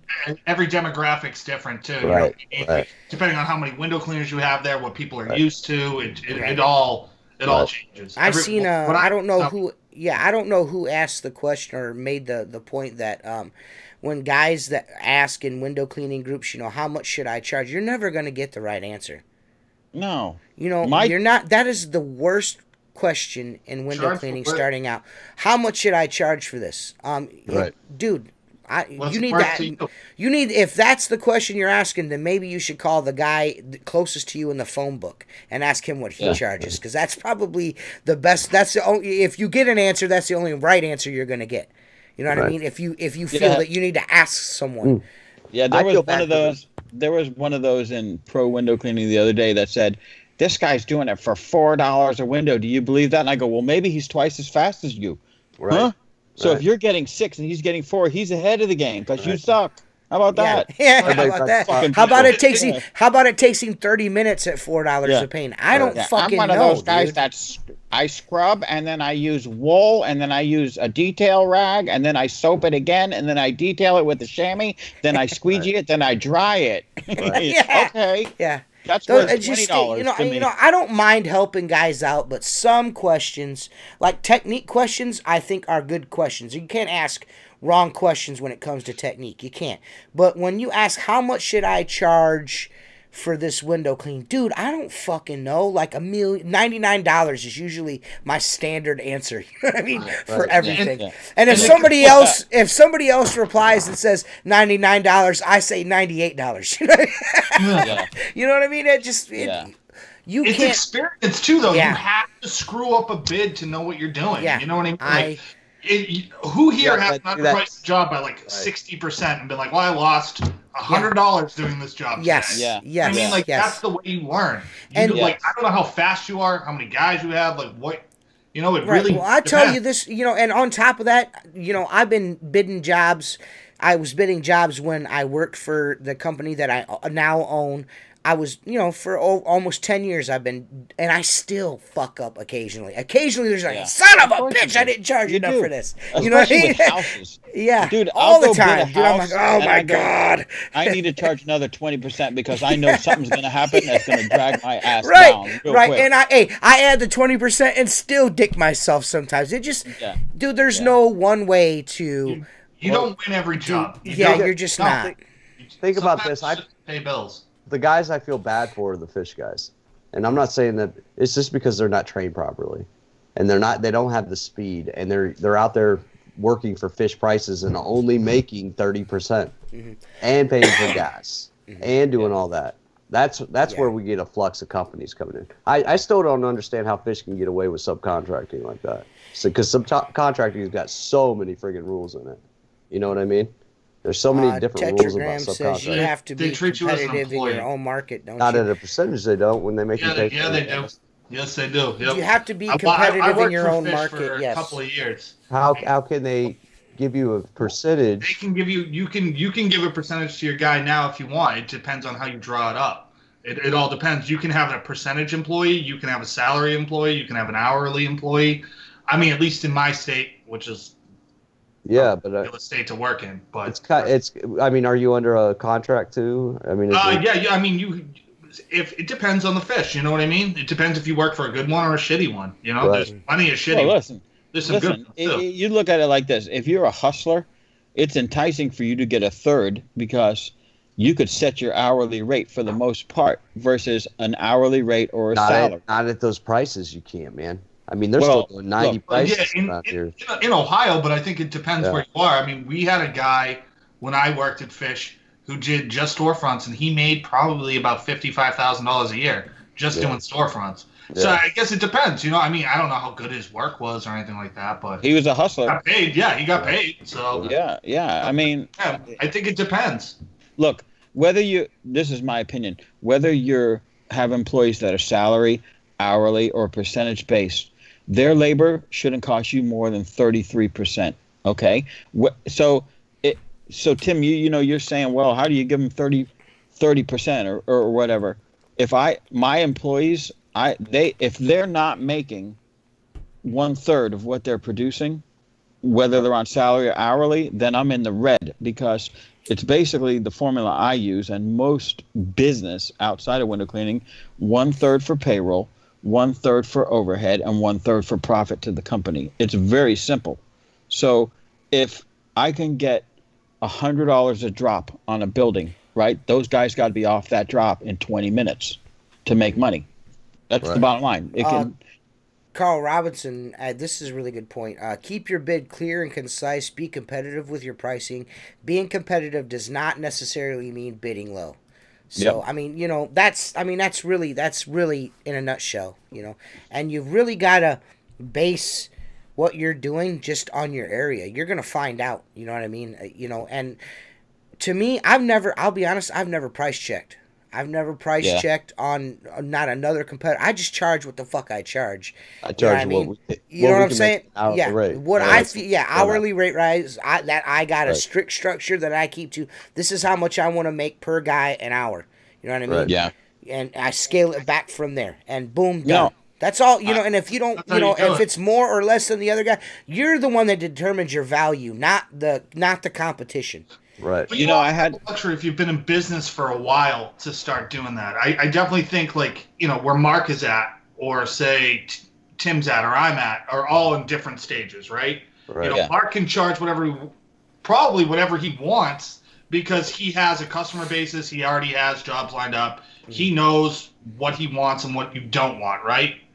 Or what type of jobs you want to have and what jobs. Well, I know what I need to get from my company. I don't know what the other guys need for their company. Yeah. Right. For instance, I picked up a job for two or three times a year, local, okay, and it went out to three bids, and one guy was so out of his mind they didn't even entertain it. I was right in the middle, which I always like to be right in the middle, and they called me and they said, we're kind of concerned because your price is several $100s less per cleaning than this other guy. And I go, well, since we're talking about it, who's the other guy? And they tell me, and I go, well, dude, he's got to drive an hour and a half each way to get to your job. I drive 20 minutes. Mm-hmm. I go, so if he's putting two guys in a truck at an hour and a half each way, right, that's 3 hours a day, okay, times 2. That's 6 hours he's spending in the truck making no money. And he's got to come 2 days, so now he's got 12 hours that he's got to make money while the guys drive the truck. I drive 20 minutes, I'm at your account. Right. Does that make sense? Mm-hmm. Yeah, it does. So I mean, everything is different. Then I never second guess myself. Well, I should have squeezed him for more money. No, that's what I need to make on your job, and that's what I aim to do. And I ended up with the account because, I'm local. If I had to drive 2.5 hours, my price is going to be higher because I got 5 hours in the truck minimum. Right. There and back. Right. Are we on hour 3 of this business podcast, Mentos? What do you want me to? Yeah, man. I don't know. Listen, man. No, we were actually answering some questions over here. Yeah, I thought we were answering questions. We don't answer a lot of questions. I'm not going to talk shit on people every fucking podcast. I'm just not going to do it. I got 2 more here. All right, here you go, Jason. Fuck Perry Tate in his fucking asshole. He's a dirty jeans wearing ass bitch. And he smells like fucking poop all the time. There. We have a question from Bill Oplinger. How ESL classes would benefit average young American looking for work today. I think ESL is English for speakers of other languages. Mm-hmm. I mean, look, I'm just a gringo that I couldn't hire somebody that didn't speak English. So they better come and speak English, because if I can't communicate with them, the frustration level goes up and I'm not interested. How about you guys? I don't care. I mean, I don't. Well, how am I going to know what they're saying? I don't even know what we're. Yeah, exactly. No, I mean, I don't. I didn't understand the question. Was it for your customers or was it for the employees? Yeah. Yeah. I don't know what's it for. Because, I mean, I don't. If it's for customers, I do a lot of Indians and Muslims, and I mean, so you just kind of learn to adapt. Leo freak out on some Indians because they call and they're just like, she's hung up on a couple. Like, look, he said I do them. They're just. How many vowels are in your name, sir? Yeah. No, here's one I really like though. Is that the Jason guy who scratched new poles? Let's talk about. Yeah, you want a Mentos drop? How about we talk about fucking this dude running that pole up and down that fucking gutter like a yum. How about that? Dude, Let's talk about like that. Nails on the chalkboard to me, man. I was cringing when I saw that. I got what he was trying to do and showing. Yeah. Was that his house at least? No, it was a customer's house. What are you doing? Oh, jeez. Let's talk high rise and home advisor. Listen, John the Freedom reached out to me. He's like, man, I didn't mean to be like a dick or anything. He goes, I wasn't trying to throw shade, and I'm just like, I can't respond to him because I'm fucking like banned from my Facebook account. So he's probably like, oh, that guy's fucking a dick. You know what I mean? But I think his heart's in the right place. I just think the way he comes across is kind of like an asshole. Yeah. But I don't think he means to be. You know what I mean? Like, Yeah, he's yeah. not proud of what he's doing. He's very passionate about what he does. yeah, He's Did you very send him his passionate. gunslinger yet? Not yet. John, he's a young high-rise guy, okay? Yeah. I was there. Young high-rise guys are cocky because we did things most won't do. Right. And, I won't do it. Yeah. So that's his. I tried here's a 3 stories in the air, and I was like, you know what I mean? Nope. Fuck, I'm good, dude. My 28-foot ladder is good to go. Yeah. It's get closed somehow, some way. Here's a good one. We've discussed this one of the first podcasts that I was on with you guys. Derek Holloway, the balance between work and family. This is always a struggle in the busy season. And I'll be the first to say, and I've always said, you've got to have an out. You got to have a hobby. You got to have something outside that's, whether, includes what family you have, because that's healthy. If you live, eat, and sleep window cleaning or any business, you're going to do it from mid-April to July 4th. You're just, especially if you're in residential, you're just going to be busy. That's all it is. Take some time, take a break, find a weekend in there that you can take the wife, kids, and go disappear. Go to Cedar Point, like we're going to do this year. Or go do something like that. What I mean? I've found in doing what I do, every season it's super busy for me, and I've got to be very proactive in the summertime because, right now, even now, the winter, every year, it's always something new, and it's like I went 3 years with no issues. Winter was fine. I was fucking good all the way through spring, no issues, and then in my fourth winter, my first winter sucked. 3 winters in a row, great. My 5th winter, you know what I mean? You can't, what you got to do is always take the time out first to make sure you've got your money saved up, and second, to make sure that you take a breather while the season's going on. You need to take, even if it's just for a weekend, a couple times in a 9-month season. I always make sure in the summer, in the fall, I make sure that we get out, we go do something as a family. Because you got to reset. Because if you don't, man, you get burnt out real quick. And being a one-man band for most of the time, I have seasonal help. But, it really falls all on me. You do kind of lose track, you know what I mean? And then the summer blows past and you've missed things that you But if you're working hard enough, take that summer law and take a vacation, Yeah. Oh, yeah. I make sure we go and do something, with the kids and also alone. You know what I mean? Just me and Jennifer go do something, at least once or twice a summer. You have to, because if you don't, man, then what are you doing it for? Yeah. What are you doing it for? You gonna enjoy the money when you're all fucking rickety and can't move around and hunched over and shit? You can't. I'll tell you my issue, and maybe one of you can help me, because I have outside hobbies and places to go and family to bring out of the house. Here's for instance, not this trip to my camp, but the one before. I'm digging through I'm changing my clothes, you know? And my wife's like, are you looking for a specific shirt? I'm like, yeah, I'm looking for a shirt that's not sky's the limit. Because I take all my old work shirts up there because we beat the shit out of them, you know? So the ones that aren't worthy to go to work, I don't want to be a window cleaner today. I have a huge issue separating myself from this business for any amount of time. It's always on my fucking mind. Yeah, dude, it's always in the background. I wish I could tell you because I feel the same way. Yeah. It's always back that's there. where we're at. Yep.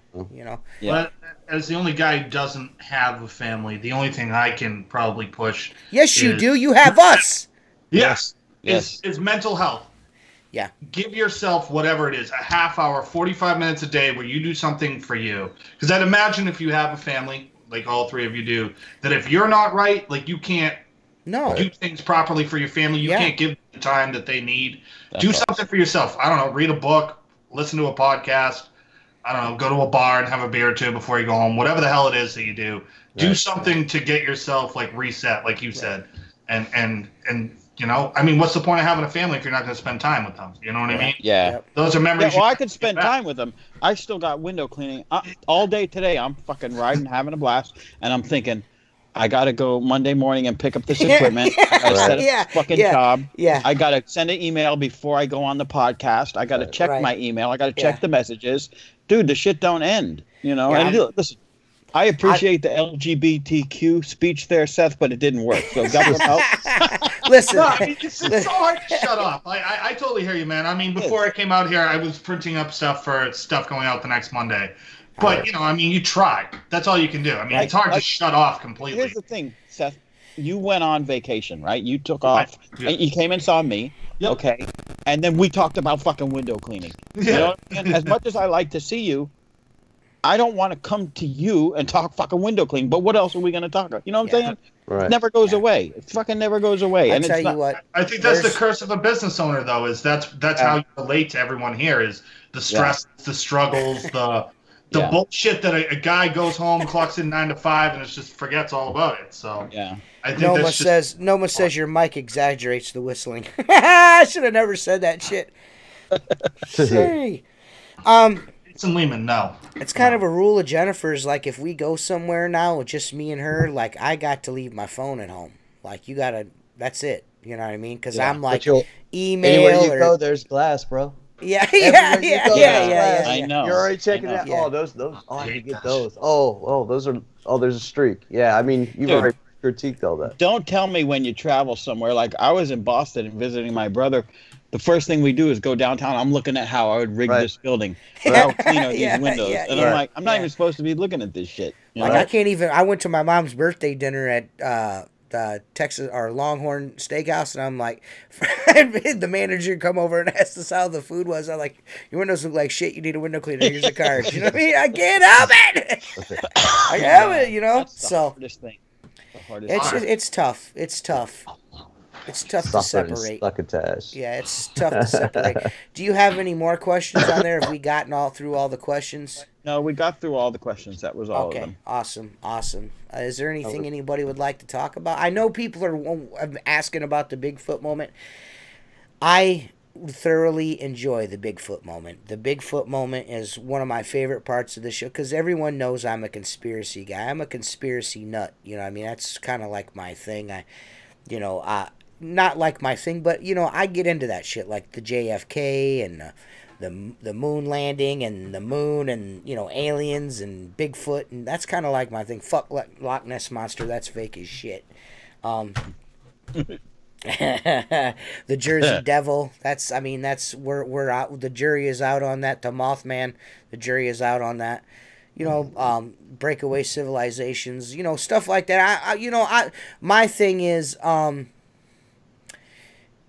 I want to do the Bigfoot moment, but I want to do it better. So it'll be back. I'm working on some things, and the show is going to get better as it goes. You know what I mean? This show's evolving as it goes. You know what I mean? We're gonna keep evolving the show. You know what I mean? It's going to get, because we can only talk so much window cleaning. You know what I mean? Everybody knows that. Yeah. A lot of these questions that we answered tonight, we've already talked about this stuff before. You know what I mean? That's not, I'm not, you know, I'm like, you know, you guys need to come up with better questions. But, you know, a lot of these questions have already been answered. There's 81 episodes. This is 81. You know what I mean? So to talk window cleaning every time is tough, but we will. If anyone has questions, we'll definitely answer them. But the Bigfoot moment, I want to do it better. You know what I mean? The Amari King shout out was a gift for Tim and Mark. That was what that was. I paid for that a while ago, and he just got around to recording it, and I just thought it was funny, is all. Just something. Yeah, that was cool. Cameo app, you can go to the Cameo app and look for Amari, and he'll, like, you give him $33, and he'll record a few minutes for you and just say some stupid shit. Like, I wasn't expecting him to tell us to go. You know what? We should all fuck send each me the other. link, dude. Send me the link, cause if I'm not mistaken, I heard on Stern a few months ago that High Pitch is doing that. We get High Pitch a shout out. Dude. Oh yeah, that'd be dope, dude. That'd be dope. I don't have faith on volume resi. $125, $200, 6 houses instead of 2 houses, $500. I don't know what Noma's talking about. Mark is a reptile. Yep, the reptilians. You know, I mean, it's just cool shit. You know, the only one I don't feel is a conspiracy and like it legit happened is the assassinations that happened in the 60s. Both the Kennedys and Martin Luther King, Malcolm X. That was all the government did that shit. There's no question the government had a part in that. There's no question in my mind. No question. None. Zero. They had them dudes, all 4 of them fellers were killed because they were changing the fabric of America and the way people... Like, I'm not, like, listen, I'm not the type of guy that, you know, like, I'm more of like a libertarian. I mean, if you want to marry your boyfriend and you guys want to, you know, do butt stuff and all that shit, that's cool. You know what I mean? If you're a woman and you love a girl and you want to get married, that's great. I don't care. I mean, to each their own. I think everyone should have equal rights under this nation. That's cool and shit. But I'm also, on the other hand, like, fucking, you got to be more stringent on immigration because there's some fucking crazy motherfuckers coming in here. Yeah, you know what I'm saying? Yeah, there's a prescription drug problem, but they won't let people smoke weed. You know what I'm saying? There's a lot of things that I lean to the right on a lot of shit, and I lean to the left on a bunch of other shit. You know what I'm saying? I'm just, you know what I mean? I don't like to... You know, why get yourself into a little bit of a, you know, box? Right. Yeah. The craziest thing happened today. I was slinging coffee today at the cafe, and this lady says she's leaving a bad Yelp review because of the Fox News on the channel, and they wouldn't change it. It was on the give TV. Me a break. She said she doesn't want to watch this propaganda. She's leaving a bad Yelp review. It's like this is what we're at right now. We're Team Red and Team Blue, you know, and it's ridiculous. It shouldn't be that way in business for one, you know. It's a friggin' TV station. No, that's because everybody's butthurt. Everyone's offended. People are walking. Dude, I'm watching. Last month, I'm watching an Audi dealer, and this is a beautiful dealership. It's only 2 years old, marble floors, high-end cars, and this fucking lady comes walking up. What do they call it? Emotional support animal, or what is that? Yeah. I see more and more of these damn things. She's got this fucking little yapper poodle, right? I wear work boots. We were talking about shoes. I wear work boots, and that little fucker latched on above my boot. I almost got just above my Achilles. And I was just fucking washing, and this thing comes up from behind and lays into me. And I swung my leg. That fucker went skidding across the floor. And she's like, "Oh, my God, my dog." And I'm like, "What the hell is this?" And she goes, "It's my emotional whatever it is." And I'm like, you know what? This is just out of control. I'm sorry.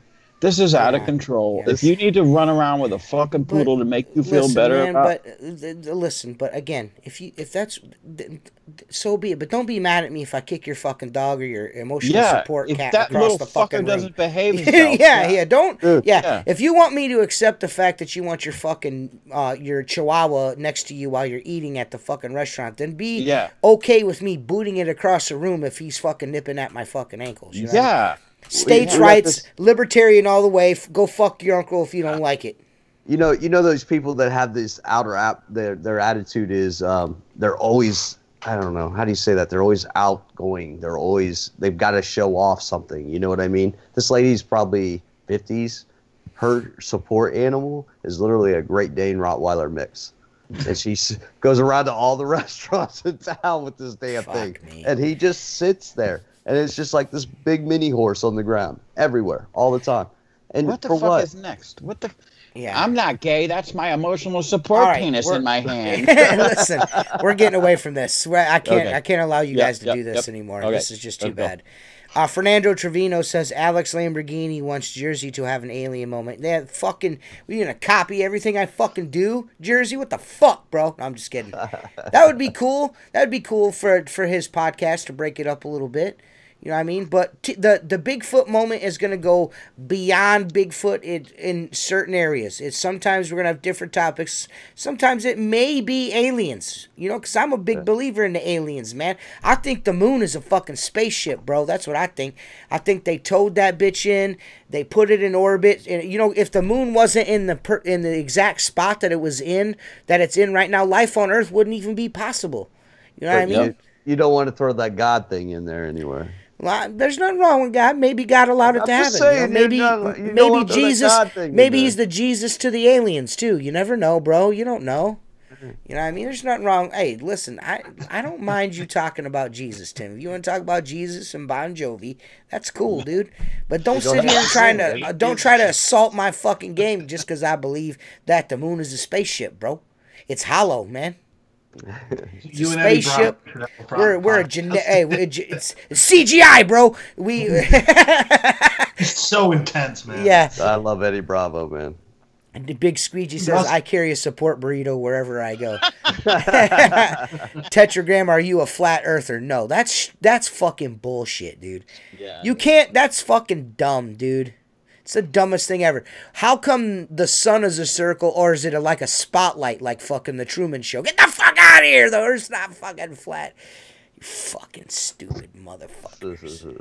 It's flat and it's held up by a turtle. Come on, dude. I mean, I've seen pictures of that, like the big turtles with the Earth on its back. There's some really cool ass fucking hippie posters with that. I dig that, but I mean, that's cool artwork, but it's not real.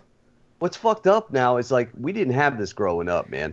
You didn't have these conspiracy theories. Think about this, because social media has just made everything available. Because you had science. No, it's not made everything available. It's not made everything available. Social media has allowed other fucking retards to band together into one retard force. It's like the Earth is flat. That's what it's allowed. It's a retard with good editing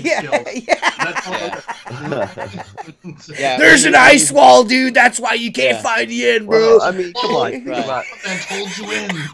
Think about what I mean. Back in the day, we didn't have this shit, man. No. You know, the video games. No, that's because when you sign up for Facebook, you get a free soapbox to stand there and preach your stupid bullshit. That's all that is. Yeah. Right. Everybody's got a voice now. Yeah, I can't do it. I can't do the flat Earth thing. I can't do it. You know what I mean?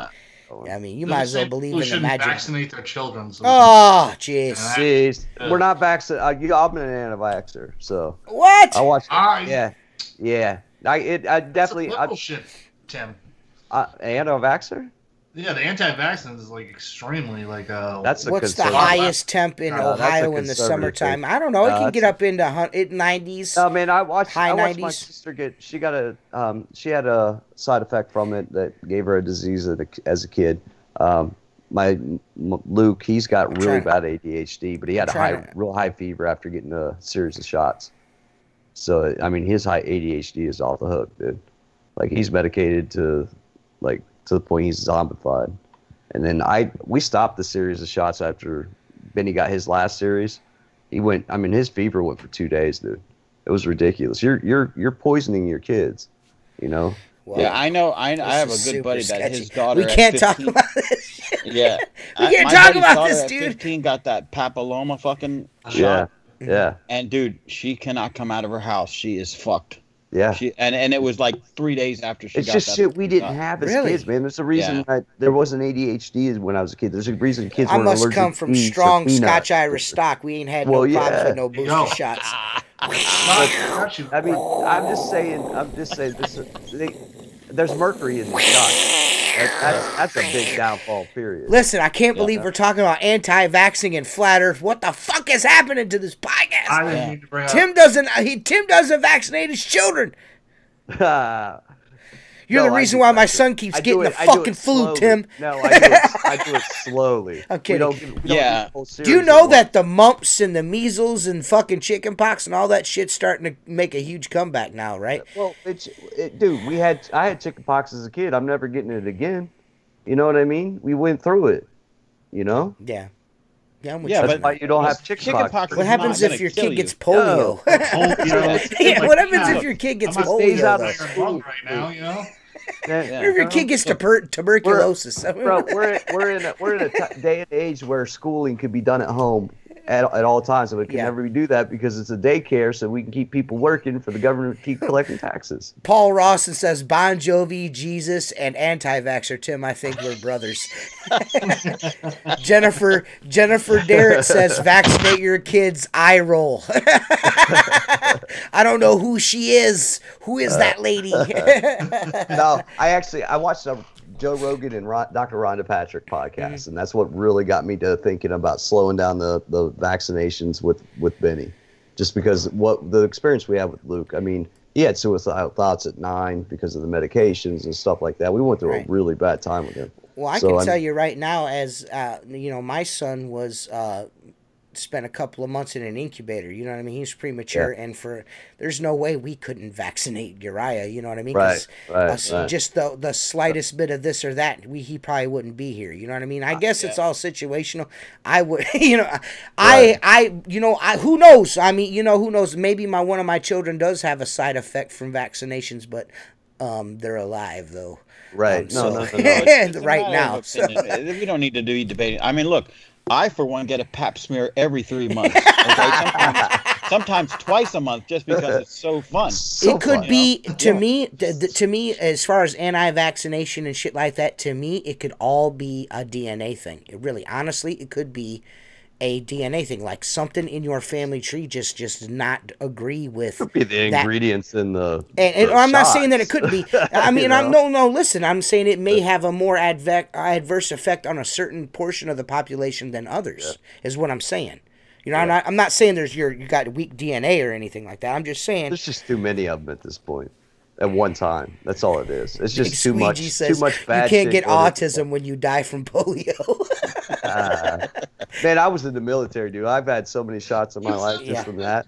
You know what I mean? But I'm just saying. I'm sorry. I don't mean to laugh either, but Watch Joe. This is it. I'm done off with soapbox for this. But okay, you're fine. Watch the Joe Rogan, Dr. Rhonda Patrick podcast, vaccines, and listen to what they talk about it. It's perfect. It's just how many. And she's a very smart lady. She'll have us all living to 100 if we listen to her. Yeah, she's a pretty smart chick. You know what I mean? Yeah. She's got a lot of stuff. Yeah. Like I said, you just got to roll with what. It's not about being anti. I'm not anti-vaxxer as far as we shouldn't do shots. Yeah, but I mean it shouldn't be this many at this point. Yeah, there are quite a few. That has changed quite a bit. I mean, because shots or my mom, my mom and them, they all had that little circle on their arm, and they just got that one could choose. You know what I mean? And they was good to go. Right. Now it's like rounds of shots. You know what I mean? I had 14 before I went to kindergarten or something like that. So you don't have to. So Benny is homeschooled or going to be homeschooled? No, he was going to kindergarten.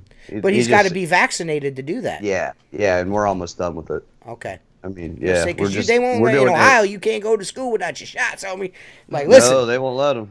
I've got a friend whose son advocating slow rolling at that. Yeah, just slower, slower series of it, man. Because that's what's. They're giving them 7 or 8 different shots in one doctor visit, and that's what's getting them. And they send you home with Tylenol for a reason because they're going to get spike a fever no matter what. You know? Yeah, no question. Yeah, so, I've got a friend whose son who has autism. You know what I mean? And so I could see.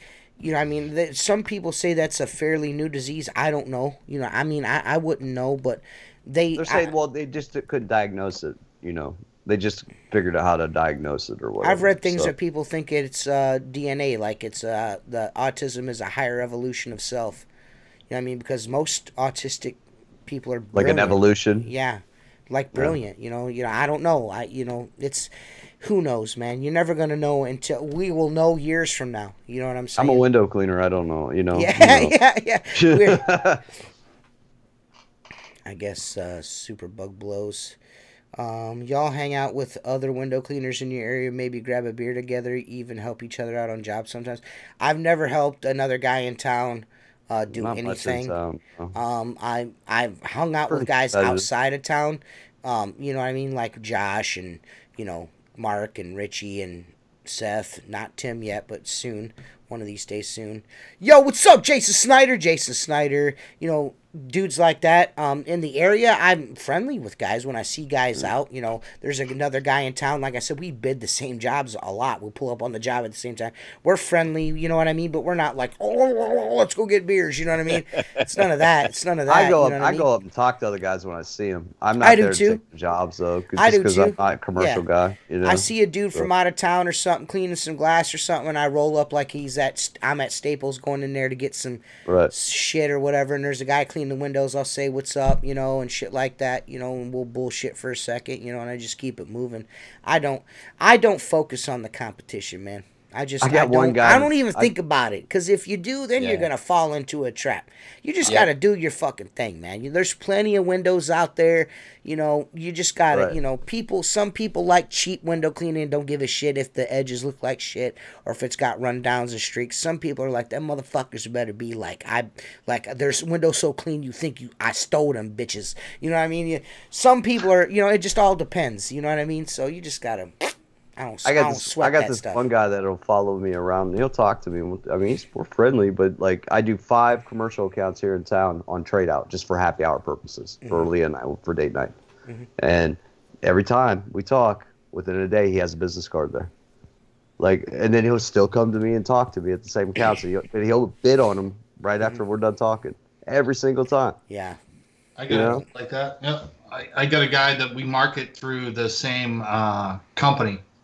And my guy will come to me and be like, he's asking what you're going to run, what your prices are going to be every single time. I'm going to send something out. But I got another guy who's a cool dude. I see him every couple of weeks. I'll have a beer with him, whatever. But this other guy, I'm in his head pretty bad. Yeah, I got one of those dudes, like I said, the guy that sits in the subway parking lot. Every year he calls me wanting an estimate for... And from the same phone number, he wants I need an estimate for Taco Bell, and I need an estimate for this house, and it's the same dude, same voice. I'm like, man, you're not very good at this. You know what I mean? You're not very good at the covert operations. You know what I mean? He's got a bunch of these properties he does for a property management company, these big resort. And dude, I'm going to be honest, I'm not going to be a dick, and I'm like super cocky or nothing. But if I wanted to take this work from this fucking dude, I could. And I told him, he's like, he called me one time, and I was like, listen, dude, I know who you are. I mean, why do you keep doing this? I'm not gonna, you know what I mean? This is how I do it. I charge this much per hour, and then there you go. That's how I do it. I don't have a specific formula that I'm trying to beat you with. I was like, I know you and I both know we bid on the same properties every year. I get a bid sheet every year for the same, and we both know if I wanted that, I could take it from you, but I don't. And that's why you keep calling me every year, because I'm bidding. And I bid high because I don't want it. I don't want it. Leave me alone. Right. If somebody calls me that's you're cleaning their windows for, and they call me and they want me to give them an estimate, it's because you did something wrong, not because I'm cheaper. It's because you're fucking up, because I'm not trying to take your work from you. He'll go behind me and try to undercut me and chop my legs off. My customers are like, get the fuck out of here. You know what I mean? And then there's these new dudes like $75 for 2 sheets of glass in, and I'll get the fuck out of here, man. These dumbass. I just don't care. If I wanted all the storefront work, I'd take it. You know what I mean? I'd do it for $5 if that's, you know what I mean? If that's what I wanted to do. You know what I mean? If you want something from somebody, you could take it. You know what I mean? But come on, man. Who gives a shit? I just do my thing. And ain't that what you guys do? I mean, you guys seem like, you guys are not that wound up in what the other guy's doing. You just do your thing, right? Yeah. I mean, I have 3 or 4 guys that I know from when I was a little kid working with my dad. Many of them are second generation, so we all have that. There's a bond there. We all went through the trenches watching our fathers build businesses. So, on the phone here and there, I'll get a couple calls here and there, but if I see them, I always wave, make it a point to go shake their hand and say hey. As far as like the average Joe Blow that I don't know, I'll drive by, see what he's doing. I don't stop. I don't get out. I don't follow him. If someone wants to follow me and watch me, they can, I tell them, look, you want to watch, that's free. You want my autograph, that's going to cost you $10. Where are you standing there? You know what I'm saying? Yeah, shit's just, again, if you're focused on what that other dude's doing, you're not focusing on yourself. You're not doing the right things. Who gives? Yeah, but see, you can get obsessed with it. Whenever I'd lose a job, dude, I would go out of my way to find out who took that motherfucker. Yeah. Right. And then I'd want to harass him. Yeah. And, like now it comes to a point, I don't lose a lot of work. I mean, a store goes out of business or whatever. One of the guys fucks up occasionally. You lose one. But I don't, if it's a bad customer that I walk away from, I used to want to know who's going to do it. And I'm like, he's going to be a bad paying guy to him too. Who cares? Right. And that's I've kind of the same thing. I don't think, but maybe one time since 2004 or 5, I can't remember which year. It's I don't think I've ever lost a customer based on price. It's usually we don't have the money in the budget anymore. Yeah, you know what I mean. It's never been like this guy swooped in and he's better than you. You know what I mean? It's because I feel like when I do what I'm doing, I don't want to be the guy that can't clean windows good. I mean, fucking hey, do you really want to be that guy? You know what I mean? Yeah. We're cleaning windows. Just make sure that the windows are clean when you leave and the sills are wiped and you're good to go. I mean, what the fuck? You know what I mean? Don't focus on the petty things. Pet the sweaty things. You know what I'm saying? That's what you're supposed to do. Yeah, just don't do the shortcuts. Yeah, no shortcuts. You know what I mean? Fuck. Right on. I suppose we aren't direct competitors there. And there's nothing wrong with being friendly with guys. You know what I mean? You can be friendly, but some guys are just not open to that friendliness. Right. You know what I mean? Some guys are like Mark, like fuck them. Well, yeah, the younger guys, new guys coming into the business, they think they're gonna fucking, go roll down the street, leave everything in flames, and take everything along the way.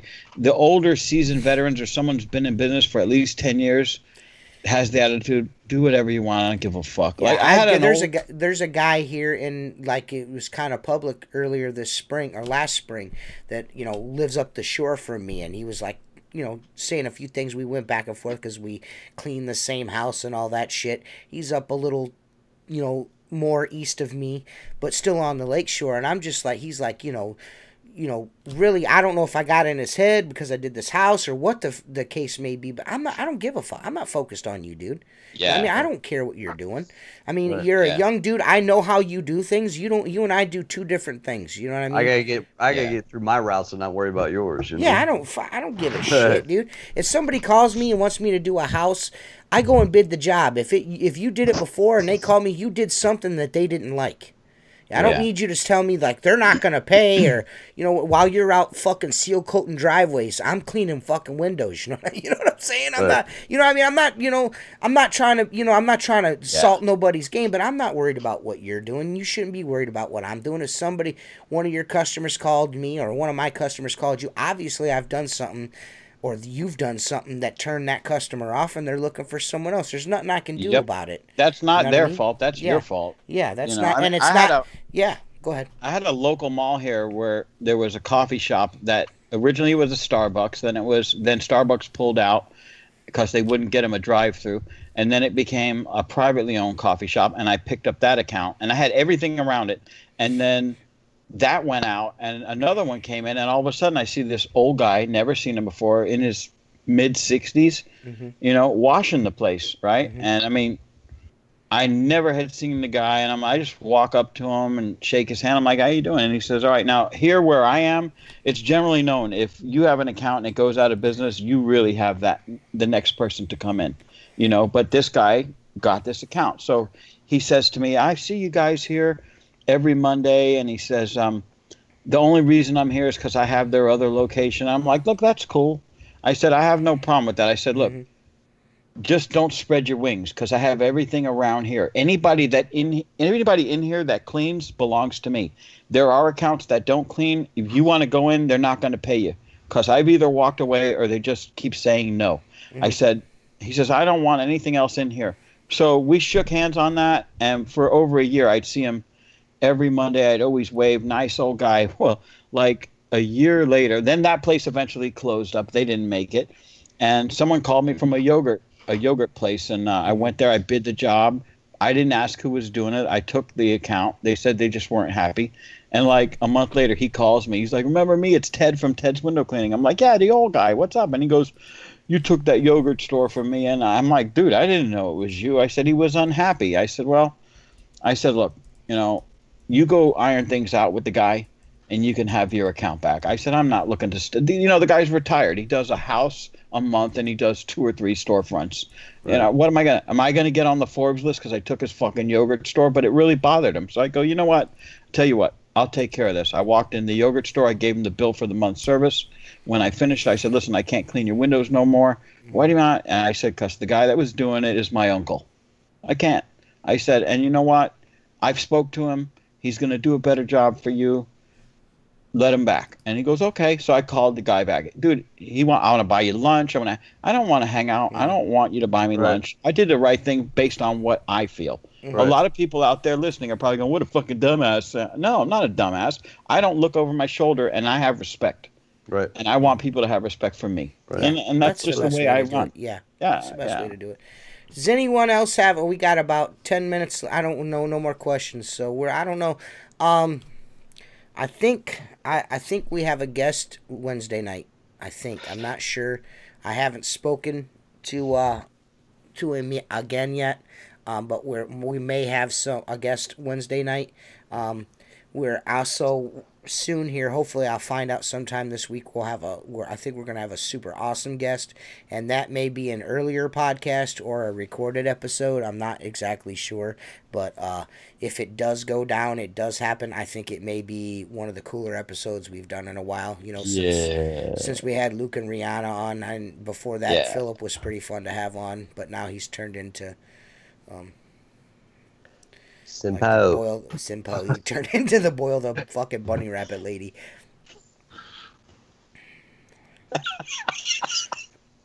Oh, Richie's up. How do you clean a window with a squeegee? Very. You know what? Call Richie Blue. Call Richie Blue. Yeah. You want his number? I'll give it to you right now publicly, and he'll tell you how to clean it, sir. All 30 of you. Yeah. Hopefully, there's one guy that's said he wants to come on earlier or record it. I hope that happens. I really do. I really, really hope that happens. If it doesn't, it doesn't. I'm not going to be mad. You know what I mean?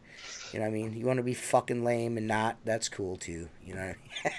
But and the guy on Wednesday, I think everybody will dig. He seems like a pretty cool dude too. So, but we're always looking for guests, man. Guys to come on and share their experience in window cleaning and their opinions on window cleaning and tools and all that stuff. So if you want to be a guest, all you got to do is send me an email to this right there, askstsqueegee@yahoo.com, or hit me up privately on Facebook and or Voxer. Either one you can find me on, and we'll get it going. You know what I mean? Send your podcast questions here too. If you got a story or something, send it to askstsqueegee@yahoo.com. Don't forget to, if you live in the United States, or, maybe if you don't, go to www.windowmagicsupply.com. They gave me this cool t-shirt.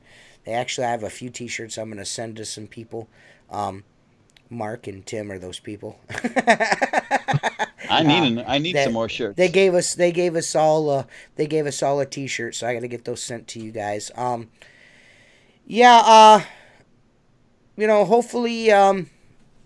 Hopefully we get some more guest requests on. Guys will come on the podcast. That'd be super dope. I know we enjoy having people on. If not, we'll just keep bringing the thunder, son. Yeah, hashtag free Richie Blue. Hashtag fucking poo slacks. Hashtag go fuck your uncle. Go to www.outlawwindowcleaner.com. Buy some coffee mugs and some t-shirts, and just get that TJ Wagtail or Ettore Brass. If you only have 2 options to do route work for a month, Ettore Brass. Easy. Done. Yeah.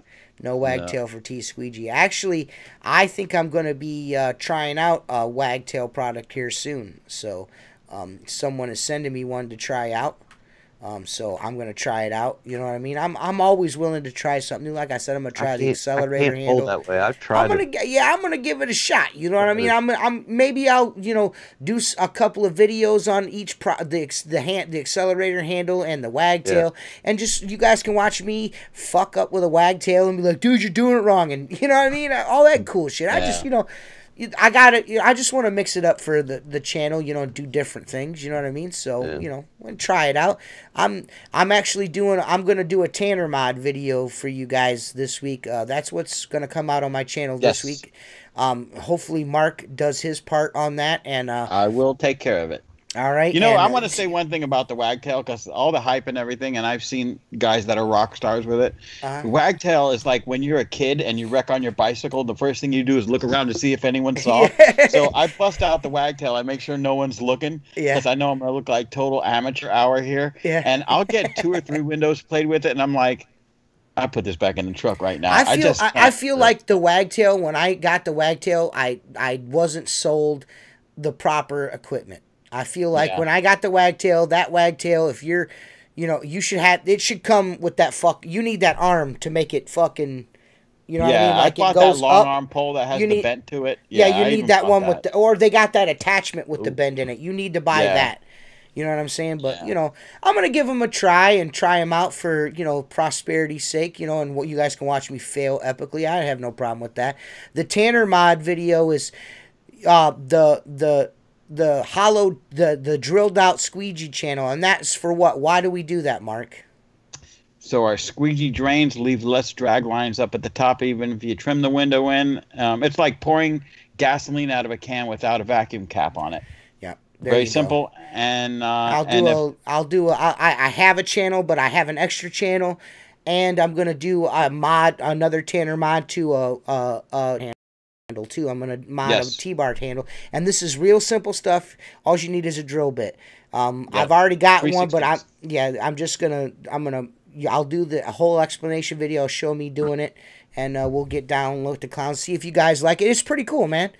Wet 'em Willie video, please, man. I really don't know. I really don't know what to do with Willie, man. Willie's kind of a shit stir, you know what I mean? And I don't know if there's any shit to stir right now, you know. You may see something out of me. You never know. Something may be coming out soon. Dude, who knows? Let me just say one thing. The Wet 'em Willie thing, you don't even have to say nothing. Just put the glasses on and that big old coat, and I fucking laugh every time. Like the glasses. Those are my Papa's glasses, man. Yep. I just need to. If I straighten them, I'd probably look semi like I should, but they've been stepped on, so I just put them on like that. You know what I mean? But yeah, we'll be back Wednesday with another episode. I know guys are freaking out. They're like, dude, why aren't you putting the podcast on Podbean and iTunes? Dude, I want you guys to know how tedious of a fucking process that is. And once I get behind it, seems like an insurmountable task. Right now, I think I don't know, we are 76 episodes or 75 episodes. I think Luke and Rihanna's podcast might be the last one I upload. I'm 6 episodes behind in audio form. But I'm gonna get that straightened out this week. I will get it straightened out this week, and I will make sure that I start uploading those every night like I was before. So I apologize for that. I just need to get on a schedule. I've had a lot of shit going on. I've been stressed the fuck out, but my stress level is down to like a bare minimum now. I get to start my caulk job tomorrow, so I'm doing some lift work and shit. So the world is cock. Yeah, I'm gonna be working that cock, son. My whole rear end was full of cock Friday. The whole rear end of my truck was full of cock. The whole thing. I got so many cocks, dude. It's unbelievable how many cocks. I got like almost 300 cocks right now. I like white cock. The black cock usually just doesn't work for me. It doesn't fit in my receptacle. It's just too much. You know what I mean? So I usually stick with the white cock. Okay. Yeah. Cool. Racist. Do you like the soft cock, or do you like it hard? Oh, I like cock hard. Cock is best hard. Yeah. If it's soft, it attracts dirt and stains, and you want it to harden. Huh? What about odor? Does odor matter? No, odor doesn't matter. You know what I mean? Okay. Yeah, it doesn't matter. Okay. If it smells, it smells. You know. On that note. Yeah, on that note, this has been Outlaw Window Cleaner Radio. We really appreciate you guys watching the show. The show wouldn't be shit without you guys. So we appreciate y'all, and we will see you guys Wednesday. Thanks a lot, everybody. Good seeing you, Seth. Thank you, Thanks Tim. for having me on, guys. Thank you, Tim. Bye, guys. Thank you, Seth. Thank you, Mark. Peace out, everybody. Peace. Boys.